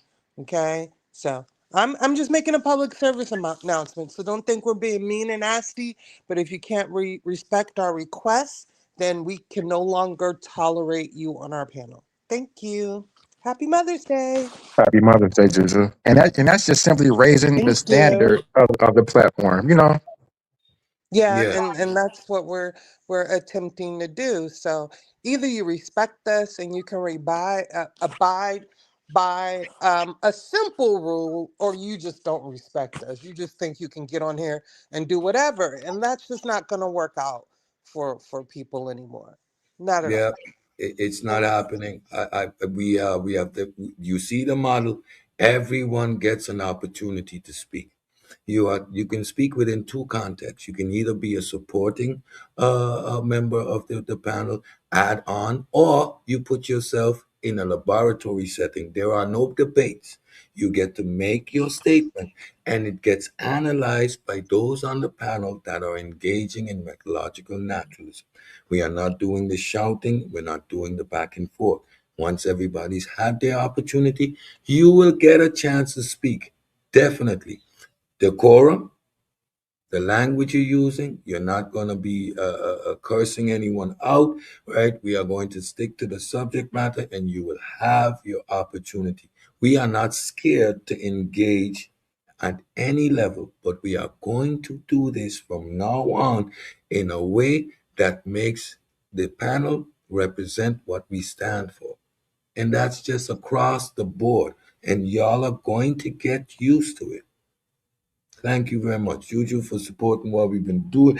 Thank you. We see now the boss set the rules down. I have no more Y'all, patience for you the know talk. Miss Tiffany is the boss. You feel Yeah, me? I'm right y'all, under her. y'all my bosses. Y'all my Miss bosses. Tiffany is the boss. I don't fight hierarchy. Y'all the bosses. Yeah, Miss Tiffany is the boss. I'm right under her. So, Okay. another It's point. been reinforced by Also, management. Go ahead. if you want to promote something, you need to go to Pseudokillas first. We vote on the things we want to represent. You just can't get up here and promote, your things, right? You can't have malice with certain people and think we're going to support you in those endeavors. Nor, if they don't align with PK, do we want to promote those things. So be aware of that. That's gonna Yeah. that's for the panel, and that's for the Discord. And not to be disrespectful, but PK has certain standards, and I think it's time that we start going by that, even for myself. So yeah, we have to start moving aligned in a certain manner, and we're starting to do that. So yeah, new PKs moving forward, or the PK we always were, but following Yeah. our own rules. Yeah, Yeah. that's what we're doing. I appreciate that, Juju. When management speaks now, Enjoy I the got rest of full the show. authority. Y'all don't try me. Enjoy Do the not rest of the try show. me. Right, Xavier, don't you got the try floor. me. What up, Sid? What up, Juju? Peace, peace, peace. How you doing, Juju? But Oh, Juju, she's gone. Juju's gone. oh, She she's did gone. her work. She's out. Go ahead. You got the floor. Dropped her where she had to say she dipped. That's cool. I appreciate the information.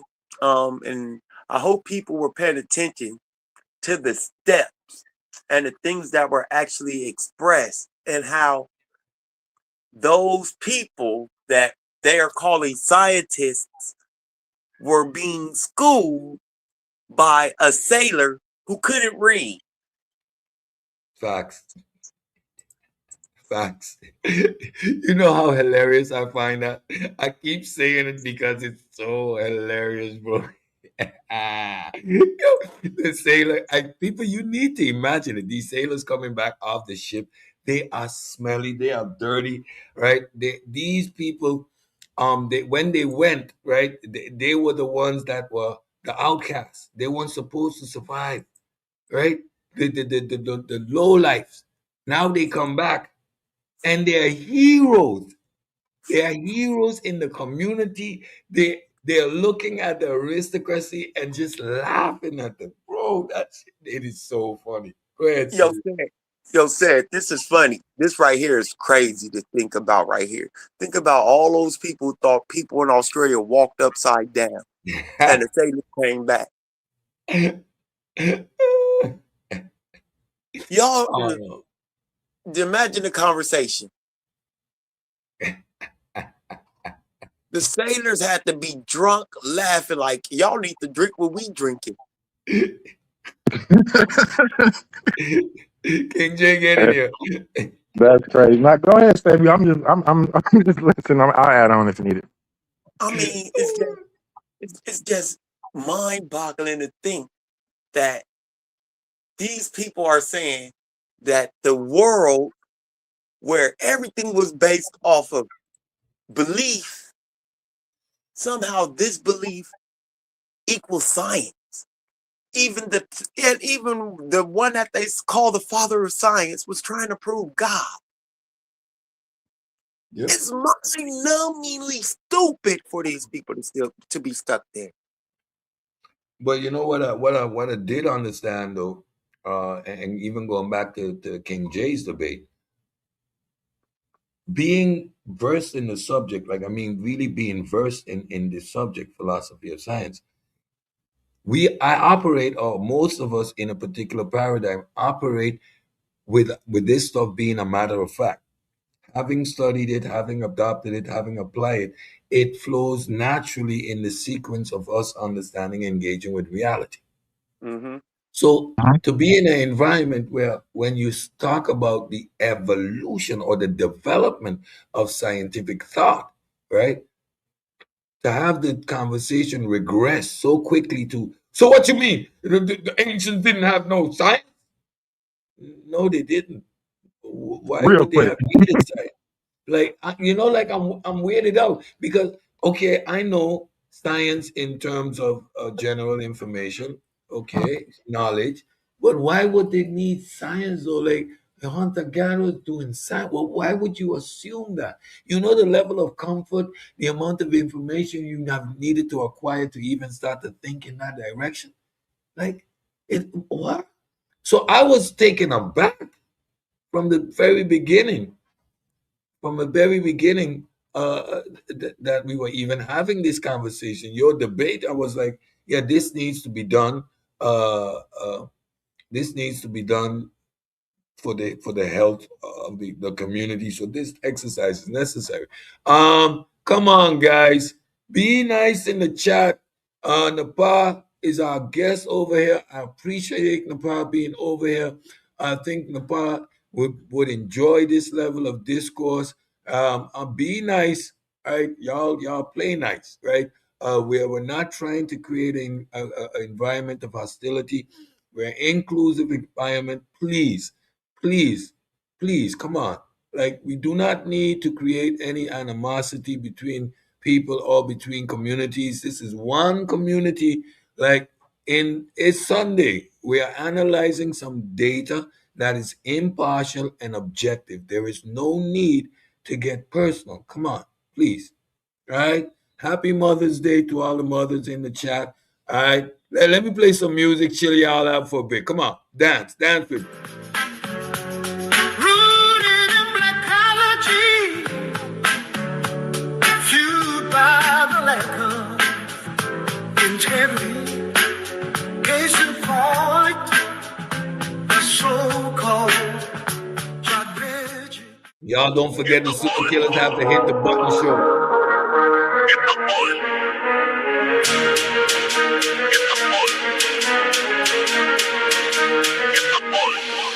Hit the button, pseudo killers, yeah, we hit the button. Expose the myth, yeah, we hit the button.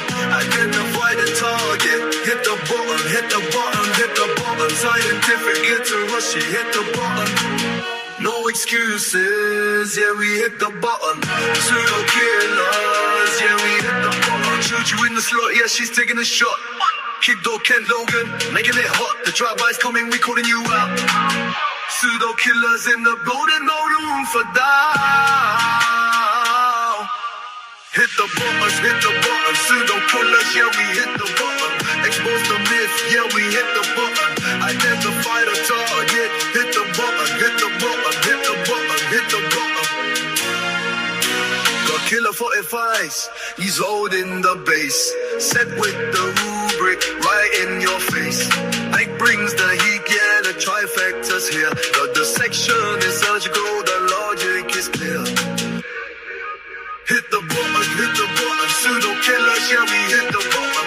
Expose the myth, yeah, we hit the button. Identify the target, hit the button, hit the. Y'all missed the hit the button show last night. Of course, it was fight night, and I'm sorry. I'm religious about my boxing. It was boxing from early and then MMA action. Shout out to Strickland. Shout out to Dubois for their excellent performance last night, and shout out to the little dude from Myanmar, Yan. He put on some work last night. All right. Y'all hit the thumb up button, like the show, share the show. All right. Are we back to civility? Everybody chilling? Everybody good? All right. Can we continue to have the conversation? I'm gonna put the link in the chat. If you want to have the conversation, jump up here. But that was a great fight last night. The boy did his thing. And Strickland as well. You all know me. I'm all about the striking. I'm not so much into the grappling. So it was good to see the Russian got his butt whooped by Strickland. Shout out to Strickland. Sunshine, tú tienes la pantalla. Tú tienes aventaya. ¿Qué pasó? You stupid, Sam. I don't know what that means. I have what You now? got you got the screen. You got the big screen, buddy. Dale. Dale, Oh, okay. cabrón. Says, I want to bitch. read I want to read a sentence to you, Cedric. Then I want to ask you a question about it. Okay, Okay. so we're gonna do it like this. Before you read the sentence, you're going to contextualize what it is you're going to read, the objective of why you're going to read it, and then you can proceed. So that's the way you do this. You don't just jump out there and read something. And it needs to be in context of the bridge. All right, brother. Have a good day. Those are Okay. the I can't ask you a parameters. question.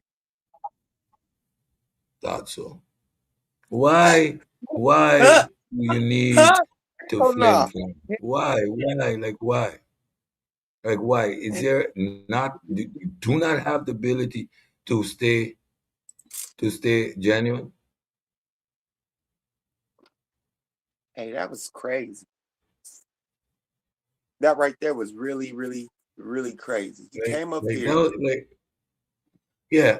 Intentionally with the mind to sabotage the show. Sunchild, and this is where y'all get upset. You do not have the intellectual capacity to do so. Why do you insist? Why? Why? Is there no way to be an honest and sincere person when you're getting on these panels? Are You these know what? parameters so strict that you cannot have a holistic conversation?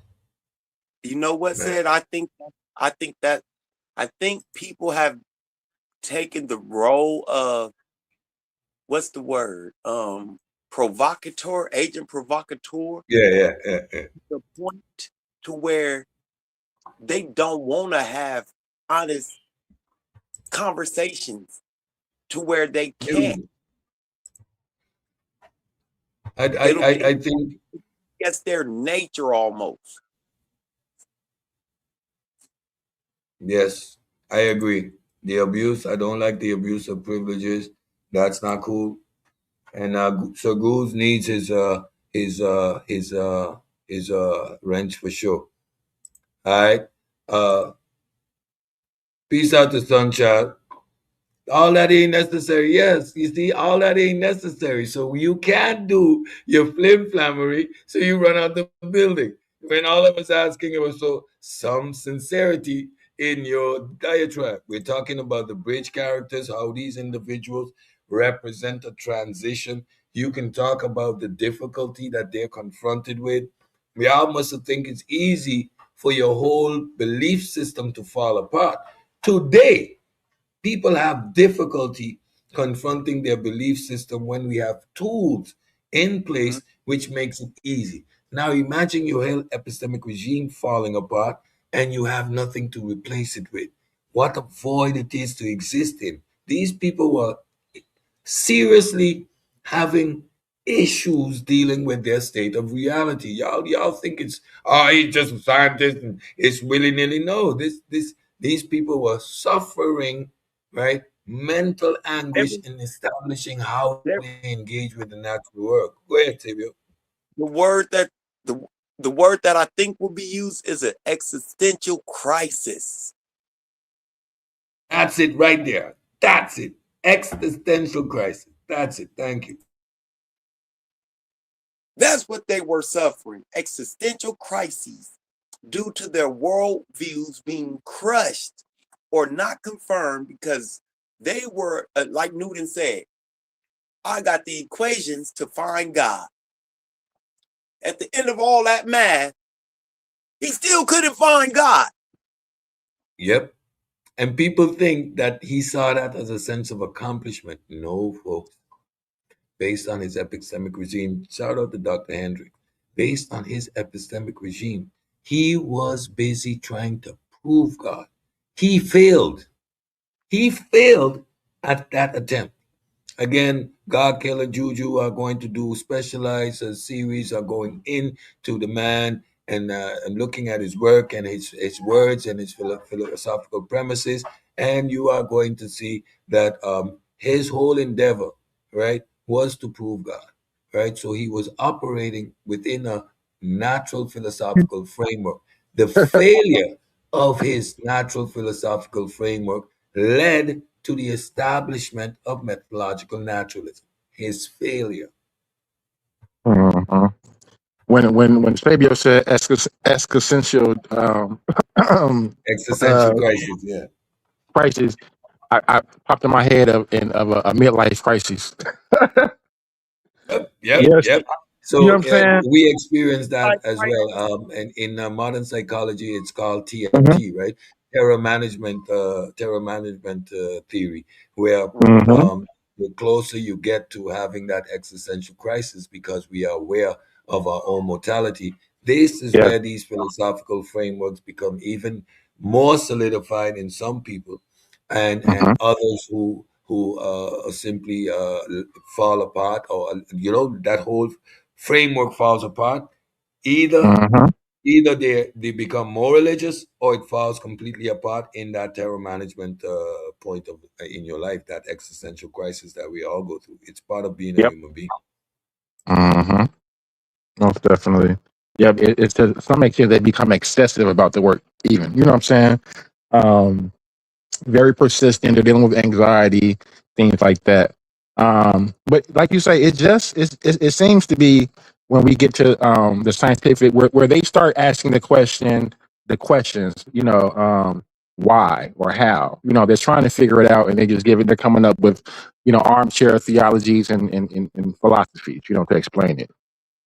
Yeah, and uh, so right now I keep making the equation to the epistemic rupture and the scientific revolution that we saw at the turn of the centuries, and so with what is happening in the conscious community, right? You have an old guard that is very authoritarian based, even a young guy. Yeah, you gotta listen to Dr. Ben, and this one knew it better, and that one knew it better. You have those Hmm. people.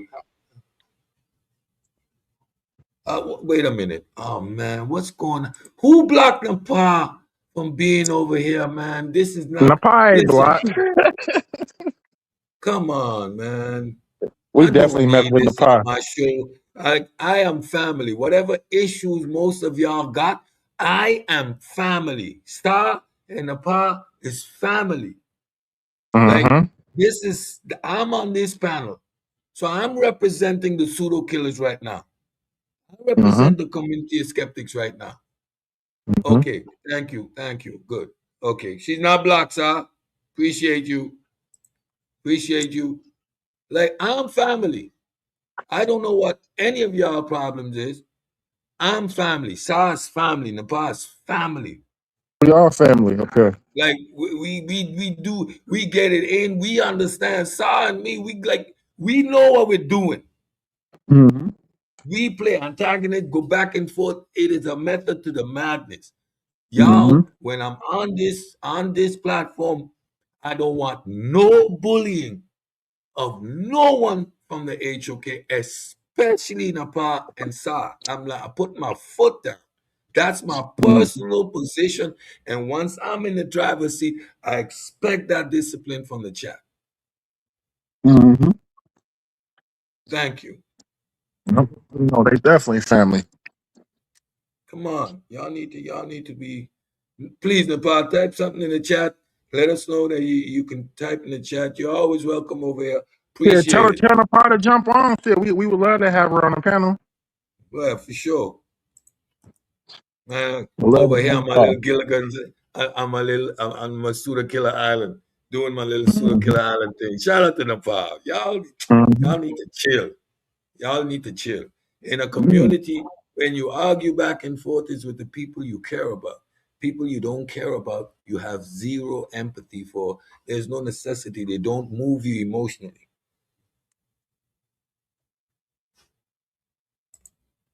Yeah, that's why you couldn't just state your position, because you were a little creepy and insecure, I guess. Right? Hmm. All But right. then got on the panel So and jumped off. yeah, yeah. Please, Right. yes, this is an absolute. We don't want no drama in the chat. This is not what the platform is here for. All right. Hello. Good afternoon to you, Sister Nepal. Nice to have you here. I feel honored and graced by your presence on the platform. Listen, Thank you you so know much for being here. I love the professor. Cedric is a teacher of all teachers. Now you're the professor teaching Sunday school. Now I'm gonna have to call you the pastor. Pastor said. Excellent presentation. Listen, with all the, you know how we do over here in Black consciousness sector, we do the beefing, and we do the also, we've got the excellent high level teaching over here with that lesson that you did. I love it. I love it, love it, love it.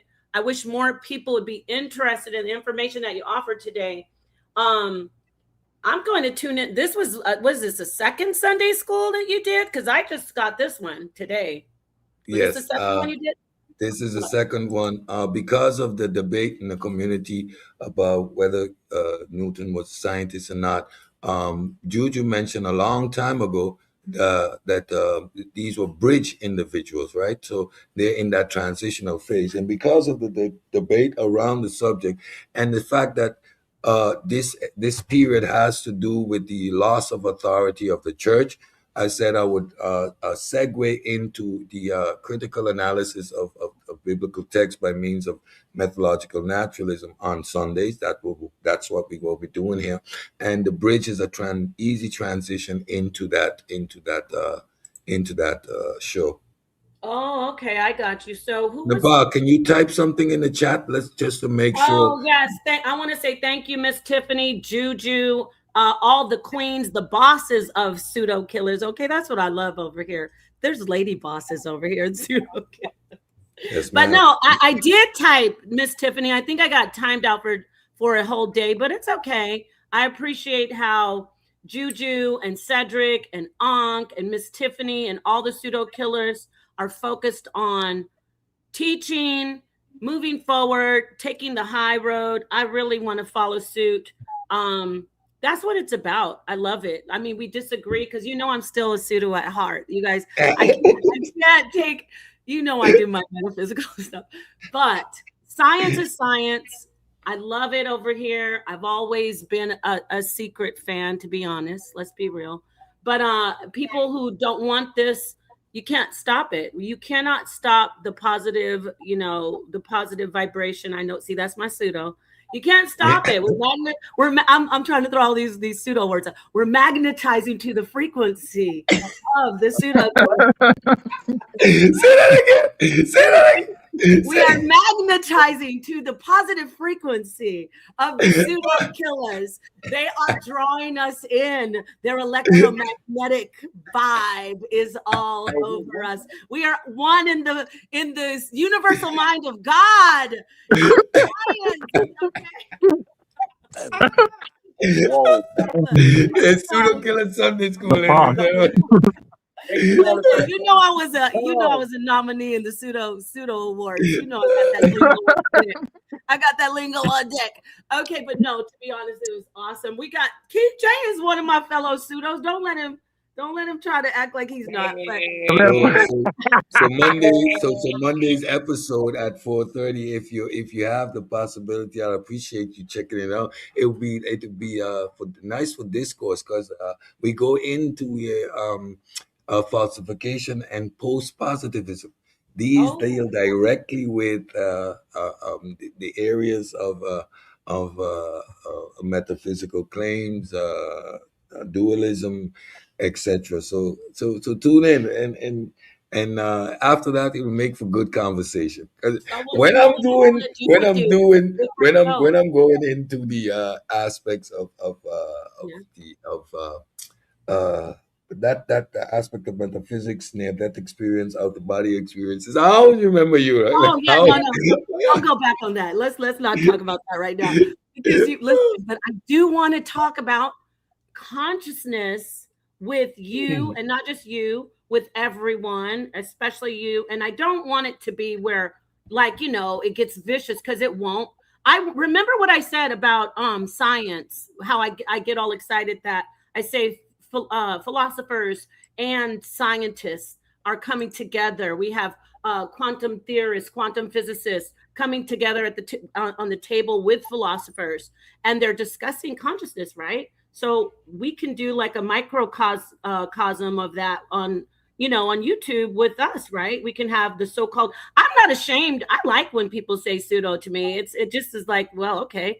So it just means that I'm not doing mainstream science all the time, but I am grounded in the facts and the truth of science. You cannot It move is a away from it. discussion. Yeah. It is a discussion that is still happening, and you have those materialists and physicalists that operate within the realm of methodological naturalism, like Seth and Susan Blackwell, and then you have the other philosophers like Chalmers, who still contends that there's a hard problem of consciousness.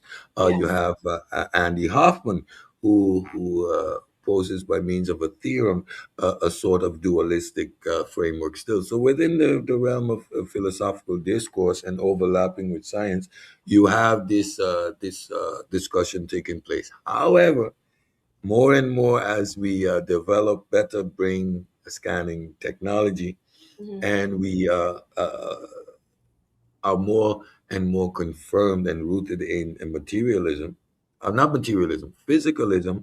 That conversation is going the way of most other metaphysical claims about reality, but it Oh, is still a warranted a discussion worthy of having. You can get into determinism, the four fundamental forces, how they affect reality, causality. So it is conversations worth having. However, I think it was imperative first to do this pedagogic series. I have a couple yes. more series to complete it. Once it's completed, that becomes a package, and then the framework for having these conversations the without the hostility. I'm moving away from that. It doesn't lead for good conversation, and we are moving beyond the sparring in the gym to actual competing. Right? It's no longer people training and getting their skills up. We are entering to debate arenas and having debates about these stuff. So it's all combative, and without the fundamental philosophical foundation. And even if you want to have healthy discussions, especially philosophical discussions, understand it is to open and stimulate thinking. There is no endpoint. There is no answer needed to be reached. There is no needed to come as a conclusion. And once people get that, then we could have these conversations a lot more holistically. And I look forward to these conversations. That's why I'm being the change I want to see. So it's not that I don't want to have the conversation, but it's that unnecessary combative environment that doesn't produce anything. It Right. regresses far too often in name calling and emotional rhetoric that doesn't serve the conversation. Right. And you know what? I absolutely agree with that because, I'll be, as a person who is a theist, I will say this, that the dogma and the doctrine are serious obstacles that cause, even for people who like yourself, who's an atheist, it causes the atheist and the theist to have bad blood, and then you get start getting personal on one side because you're so tied into something. I want to remove the dogma and the doctrine from what we call belief and from theism, and I really want to sit with people like you and like Juju and like Ankh. I'm talking about atheists who are hinged in science, anchored in science, but you also sit back and say, okay, I can examine African spirituality. I can examine why people believed this way, and then take it to a scientific part with our brother Morpheus, another atheist. We were just discussing, I don't know if you saw on the panel, we were talking about the origins in the brain that are linked to people believing and having faith. Did you hear us have that conversation at all? No, I Nation. probably was The PhD region of the brain. working. See, these are things I Yeah, want to talk about with you. yeah. But There's an evolution on my side too. Thanks. Shout out to both the Brain Show, Chill, and Sosa's general demeanor. Again, that's why it's important to be in an environment where you challenge each other intellectually and not just socially, right? Like, I mhm, know Sosa's an atheist. I could not understand for a long time how he spoke the way he does. And as you continue to develop, and I've had a couple of debates, you start to understand HADD, for example, and the conversation changes into a more analytical understanding. For example, there is no action without belief. You cannot move from one point to the next if there's not a grounding of belief. So you must be convinced of whatever it is you're going to do. That is part of human makeup, right? So these things are worthy to discuss, and I agree, not in the combative type arena where we're going head to head at each other. That doesn't facilitate growth in the community. Now, y'all know I love a good debate, right. but everything in its time and place. But these conversations should be able to have in a setting where we're just talking about your particular philosophical position, and we just have the conversation. It allows everybody to grow. What we engage in, unfortunately, shout out to Sa, Yeah. the debate type environment of combative and how you say Troublesome. adversary. But I can, Adversarial. Yeah, yeah, adversarial. but it serves a purpose and it serves a function. But you see, like a professional martial artist like myself, I can do all that without getting emotional, right? I'm Right. understanding what's being sold. I know what's going on. I don't get emotionally attached to it. It is selling a picture, but the community really thinks that we are at war, right? That Yeah. there's this hate going back and forth, and when it's not that, right? It's understanding the environment. However, that environment is necessary. It serves its purpose. We learn a lot from fighting. On the other side, that type of environment can only get you but so far. It only gets you to surface level conversation and superficial wins, right? Then you're trying to get a gotcha moment instead of having an actual mature conversation and trying to get to another place, in another place of discourse, another level of evolution in the conversation. And we want that. We want to do that. I mean, we are the this is how I feel. We have all the greats here from when I talk about the greats, I mean this community. Of course, Sonnetter is the HOK. And then we have the pseudo killers. We have paradigm shift people all in this community who are really trying to do something positive. It's not always about beefing. It's not always about because that's really empty. It's a dead end street. It's vapid. So I'm just excited. Listen, you've always one thing I will say about the pseudo killers, you always go to science, hard empirical evidence, hard evidence, nothing that is your emotion or feelings.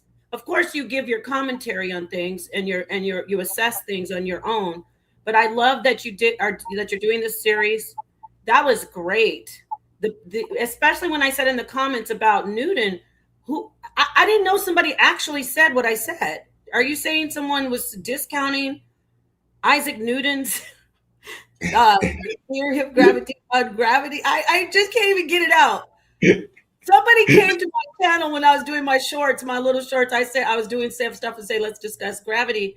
Because I saw on YouTube someone was saying that gravity isn't real. Huh? So you actually had someone debate you and say that Newton to try to discount.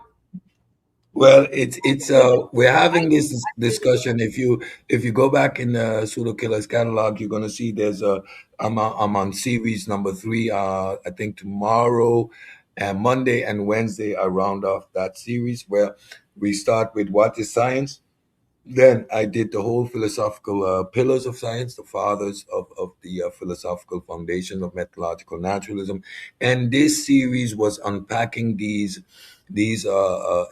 philosophical pillars, right? So what does Mhm. empiricism mean? So what is empiricism? What is The basics. materialism versus Yeah. physicalism?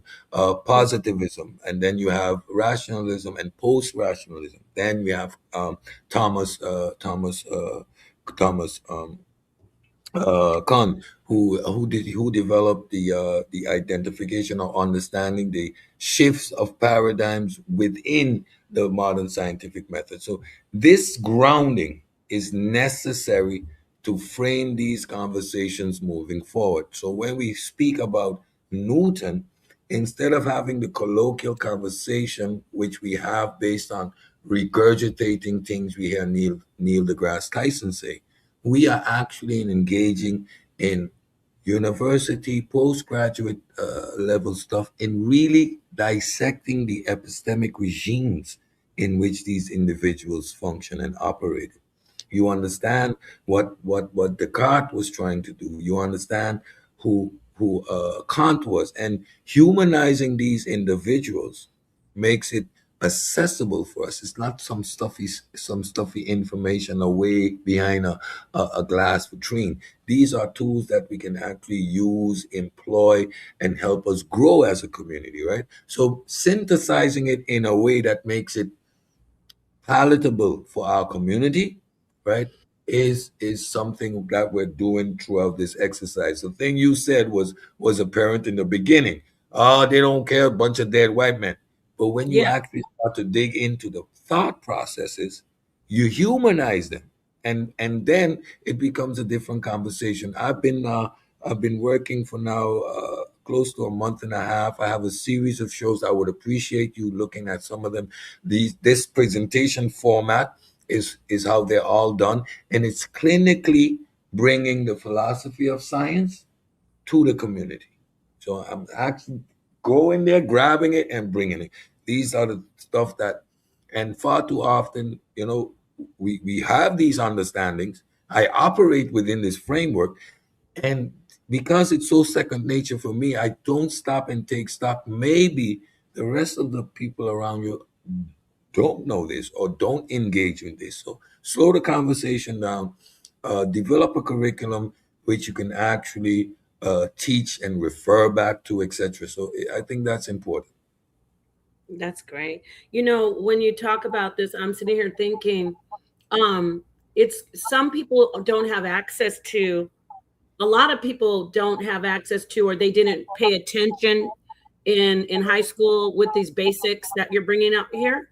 So, or they don't go and do the research, grab a book, or even go read something about these about Descartes or Newton or Galileo, and all the list goes on and on. They don't do that, right? So it's a great service that you're doing. You're doing a great service. That's what I'm saying. This is I heard Juju say something about, or you say something about you're going to do university level information, or are you all, that's what you're doing with these series? Is that what you said? Yeah, yeah. This is graduate, and a lot of the stuff filters into postgraduate, especially when we dissecting the epistemic regimes. You're looking at the Newton Project. You're looking at the work that Dr. Scott Hendricks does, for example. So it's not only the basics, but we're really getting into the change in epistemic regimes and the change in narration, right? So we're moving from an anachronistic way of looking at history where we impose these terms. Oh, that looks a little bit like proto science. No, they Mhm. weren't trying to do science. Why would you frame it like that? That's an incorrect framing of what they were doing. They weren't doing a failed attempt of science or a little science. They were operating under fundamentally other different epistemic regime. So that's why this exercise is important. I'm downloading new terminologies into the lexicon creates and moves the level of conversation in another direction. The way you just mentioned Kant and Descartes, you now feel comfortable talking about the things you've studied before in this environment. You see, I noticed that. Right. This is not alien to you. Yeah, right. Real quick, Sted, Nepal, real quick. When Nepal spoke about the dogma in religion, right? That dogma, it seems to me like science kills the dogma. Is that a correct? Is that a fair statement to say that science kills the dogma? When we look at Galilee, when he tried to introduce so Galilee had something that nobody had at this time. He had a telescope. He had a Yep. telescope that allowed him to see things that other people didn't see and come to different conclusions. He saw that the Earth was not the center of the universe. He saw that because they were using something based off of Aristotle, that dogma, right? So when he introduces his science, they call him a heresy, right? When he introduces the science, they call him a heretic. They tried him for heresy, and he's exiled for the rest of his life. It's not until 1992 that the Vatican actually admits that he is right. Yep. Because he went against the state-sponsored religion. That's why Copernicus didn't get no problem. That's why not even the Islamic scientist the Islamic natural philosopher that first did the works with the formula, right? Why? Because they maintained the epistemic regime that they were under. Yep. Their models or whatever they changed was to remain aligned with the philosophical position of the time, right? We have always been conditioned to saying Einstein or Newton, look, his formula made no reference of God, aka methodological naturalism. No, that led to methodological naturalism. What he was doing was the exact opposite. That statement was relevant because it indicates what he was actually trying to accomplish at the time, which was to prove God by means of the math first established by Descartes and later refined by him personally. Mm-hmm. Yep. Makes perfect. So that's why it's fun to actually do this exercise. You unmask these people, you take them off the glass tower, and throughout this exercise, what we've discovered, scientific literacy, methodological naturalism provided men or human beings with the tools to take away the power from the authority. Hume is my hero because he was a man who stuck it to the authority. His books were banned. And if we talk about black pride, liberation, and fighting the power, the one tool that symbolizes that in its totality is methodological naturalism, is the scientific process. The equality that it provided, it made a dude like Kant, who was on his social and moral high horse, become irrelevant in the larger scheme of things because he can hide behind his Numina wall and be all pompous. But the rest of us are going to follow the sailors and go out there and touch and feel and examine the real world, right? It was the dismantling of that authority what makes science so powerful.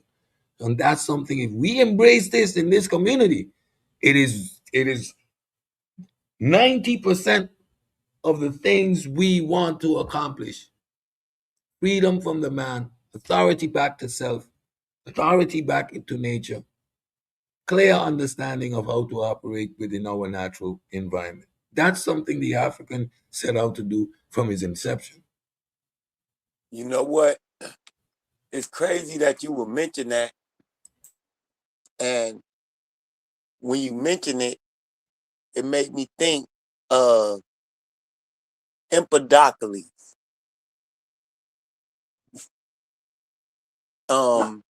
Empedocles was a Greek philosopher who, if I remember correctly, he was all about the form. And the forms, I don't remember correctly. I do got it pulled. I have to pull it so I don't be misquoting Empedocles. Yes, these philosophical arcs. So one was about the form, The other was about the essence. The other was theological. So the purpose of the intent of the rock. The other talked about the substance and the underlying essence of reality, the ark, which was water. So yes, this is an environment where people are using deductive and inductive reasoning to just make up stuff of how they engage and interpret the natural world around them. Right? That's what they're doing at this time. It was actually roots. Empedocles is gods are the elements. So this is what Empedocles thought. So if this was science, this is what Empedocles science was. Gods are the elements. According to Empedocles, he is most well known for his theory that all matter consists of 4 elements. He called them roots and named them for the Greek gods: Zeus, Hera, Adonais, and Nestis.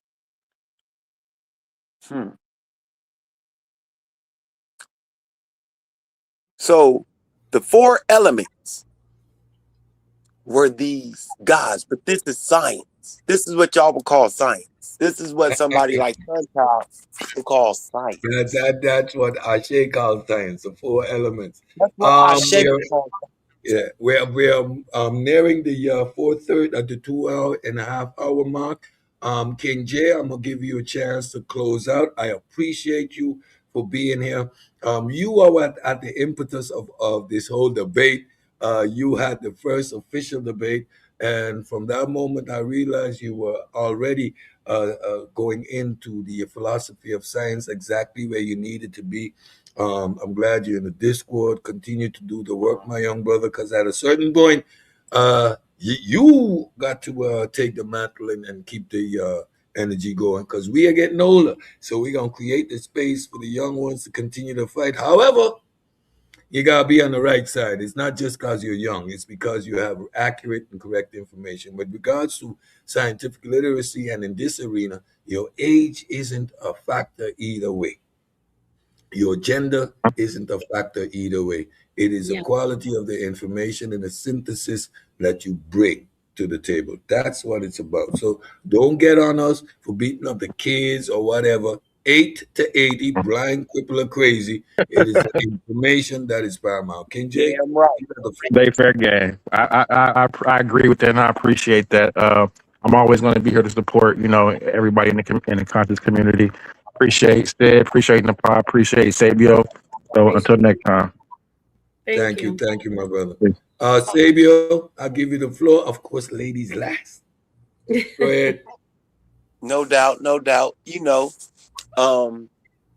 When it comes to these conversations, we have to understand, like we have been trying to teach, Ankh, said, Garfield, and others that all recognize that things don't just pop up out of vacuums.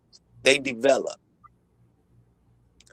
So if you recognize that, then you can understand how the science of racism developed over time. If I could use that colloquialism. Yep. Thank you. Nepal, I appreciate you being here. Thank you so much for gracing the Sunday school with your presence. It's always an honor. You got the floor. Any last words? I just want to reiterate how much I appreciate you, Cedric. And listen, I know I made this clear before, but it's nothing but love when I call you the professor. It's the utmost respect. Do you not want me to call you professor?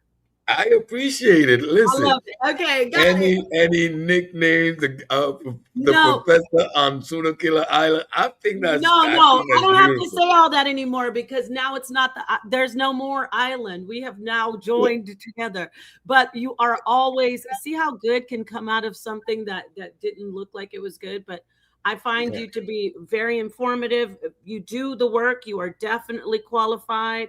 You not only do you have the credentials, you are dedicated to science. One thing I will say about the pseudo killers, not one thing, another thing, you do care about people, our people, being informed about science, and not just something that you're flying by the seat of your trousers science, real science, quality science. And I just love that we can sit down and have this conversation. You set the groundwork, you get people informed, let them know that science is important, talk about the first and second scientific revolution.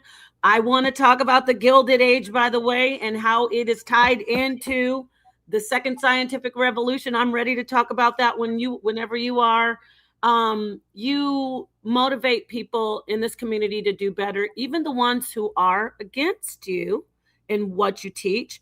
They go do more research. They have to always go to mainstream academic science and check it out. Even if you want to say, this is science and that is science about metaphysical stuff, you will always have to go to mainstream science. And I appreciate that you respect mainstream science in this type of environment where often people say, oh, I don't have to really go to school. I really don't have to follow what these so-called white scientists say. I love that you stand your ground here on Pseudokillas. I'm long-winded. I'm parking my car and saying thank you to the professor. Thank you, Juju. Thank you, Aunt. Thank you, Miss Tiffany. Thank you to everybody who cares about getting this information out to the community. Thank you. That's it. You don't have to put me on a big screen. Yeah, thank you, Nepal. Thank you, Nepal. Well, I try. I try to let everyone know that they're going to have their full opportunity to speak. And I think when you put them on the big screen, they tend to get it out. People don't cut you off. So I want you to have the platform to say what you got to say. So I appreciate that. Yes. I'm going to continue to teach. We're going to continue to raise the level of discourse. We are going to have these type of conversations. Sunday school is an environment where we really have conversations after a short presentation. This bridge was necessary in the overall arena that we're currently in, but this is a casual environment where we can apply the rigors of methodological naturalism in an academic way and go more into the psychology and the understanding of particular phenomena instead of pointing the finger and trying to discredit and chop down. So we're trying.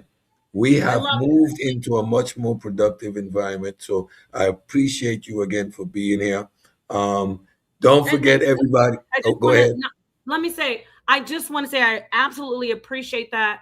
I never want to see someone say, oh, I'm going to believe in your God. That is not my path.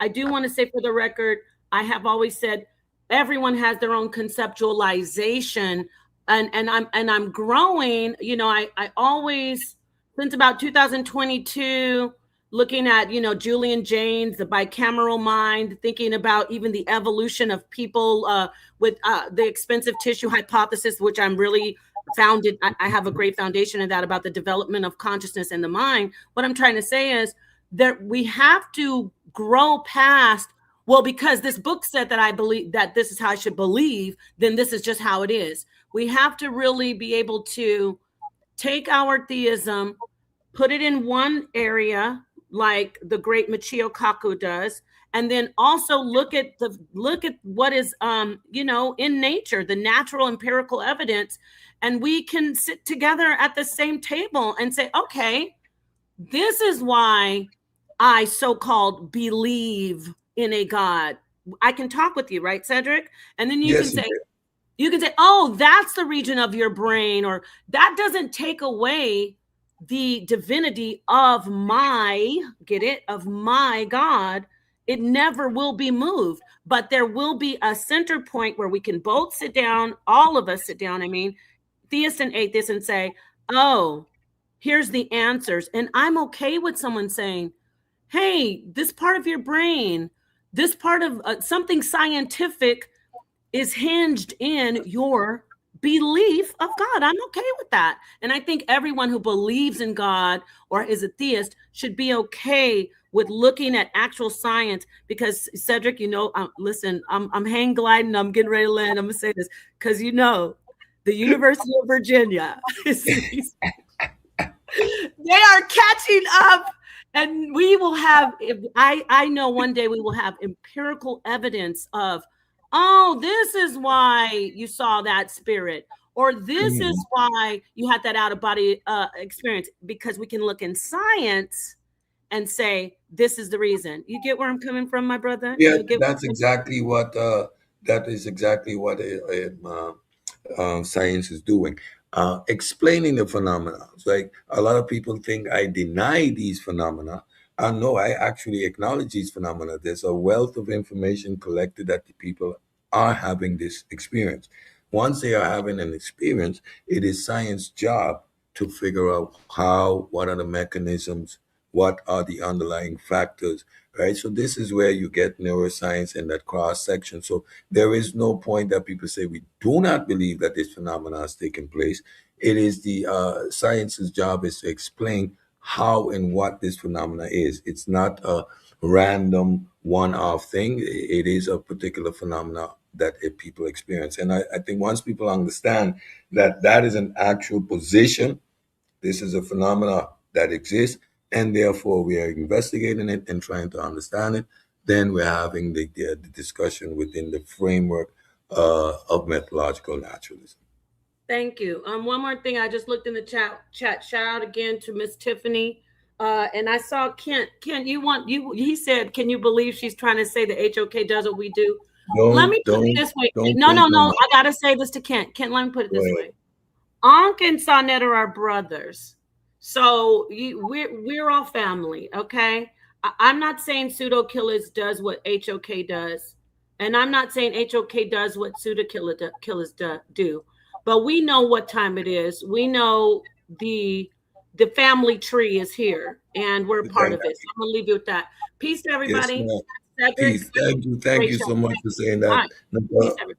Thank you. All right, folks. Y'all know what time it is. I'm gonna see y'all back here on Monday, 4:30, for the next installment of the mechanisms of science. We are going to get into falsification.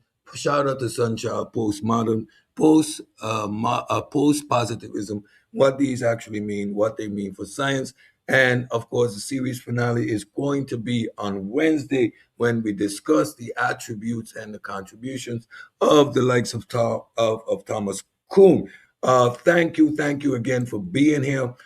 We really really appreciate all the support you've been giving me and the channel and the group of shows. Don't forget Med Talks with Mac Rob. Stay tuned for the upcoming Tuesday Space Show with Space Age Anthony. Don't forget the hit the button show. Look out. Any claims made, we just might pop up with a hit the button show, and the many other shows that we have here on the Pseudokillas community of programs. Don't forget to stay tuned to Gullah. Gullahs is working hard on the Guerrilla Wars, the Chimp Wars. It is going to be an insight for us to understand how we operate as human beings ourselves. We think we are distinct. We think we're unique. That is going to provide us with a lot of insight how we operate as human beings ourselves. Until tomorrow, 4:30. Stay cool. Remember, scientific literacy is the vaccine against the scammers, charlatans, the hoodwinkers in our community. And we ain't forgetting.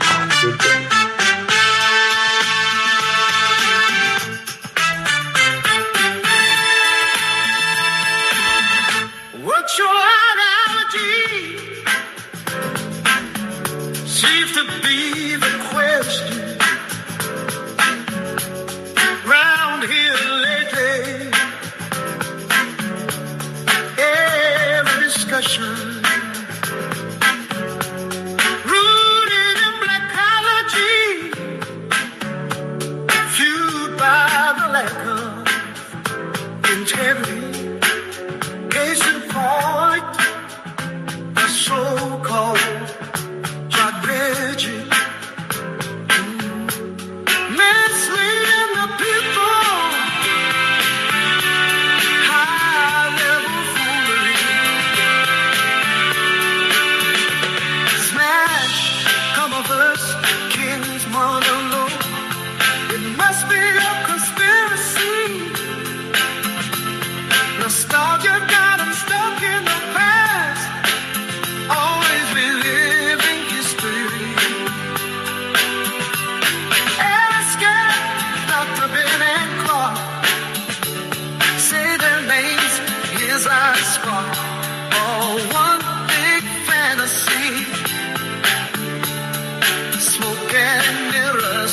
only confusion, no clarity. Black African power. What's good? What's happening? A well-organized lie. A well-organized lie. Defeats a disorganized truth every time. For who we? A pseudo gon' die, they saw a pseudo killer, I'm a pseudo killer, intellectual sunsling, hey. I'm a pseudo killer, intellectual sunsling, hey. I'm a pseudo killer, intellectual sunsling, hey. Pseudo gon' die, they saw a pseudo killer, I'm a pseudo killer, intellectual sunsling, hey. I'm a pseudo killer, intellectual sunsling, hey. I'm a pseudo killer, intellectual sunsling. Who do you believe in? People bringing misinformation when that information ain't disinformation, that's disinformation. Gotta know the difference in information, get information. With the pseudo killer army hunting pseudo, cause you gotta train your mind to fight against them pseudo judo.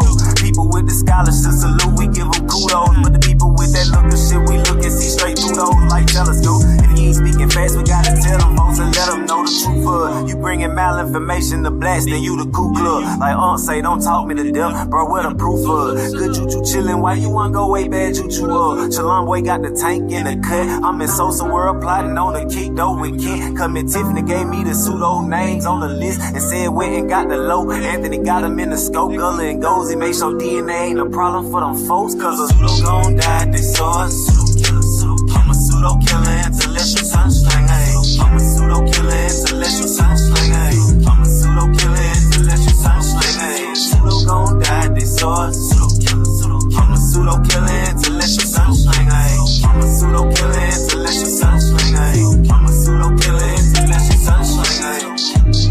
We're not attacking individuals. We're attacking the information and attacking the methodology. This is long time coming right here. Let them know that we right there, running neck and neck with all other communities. We will not be left behind.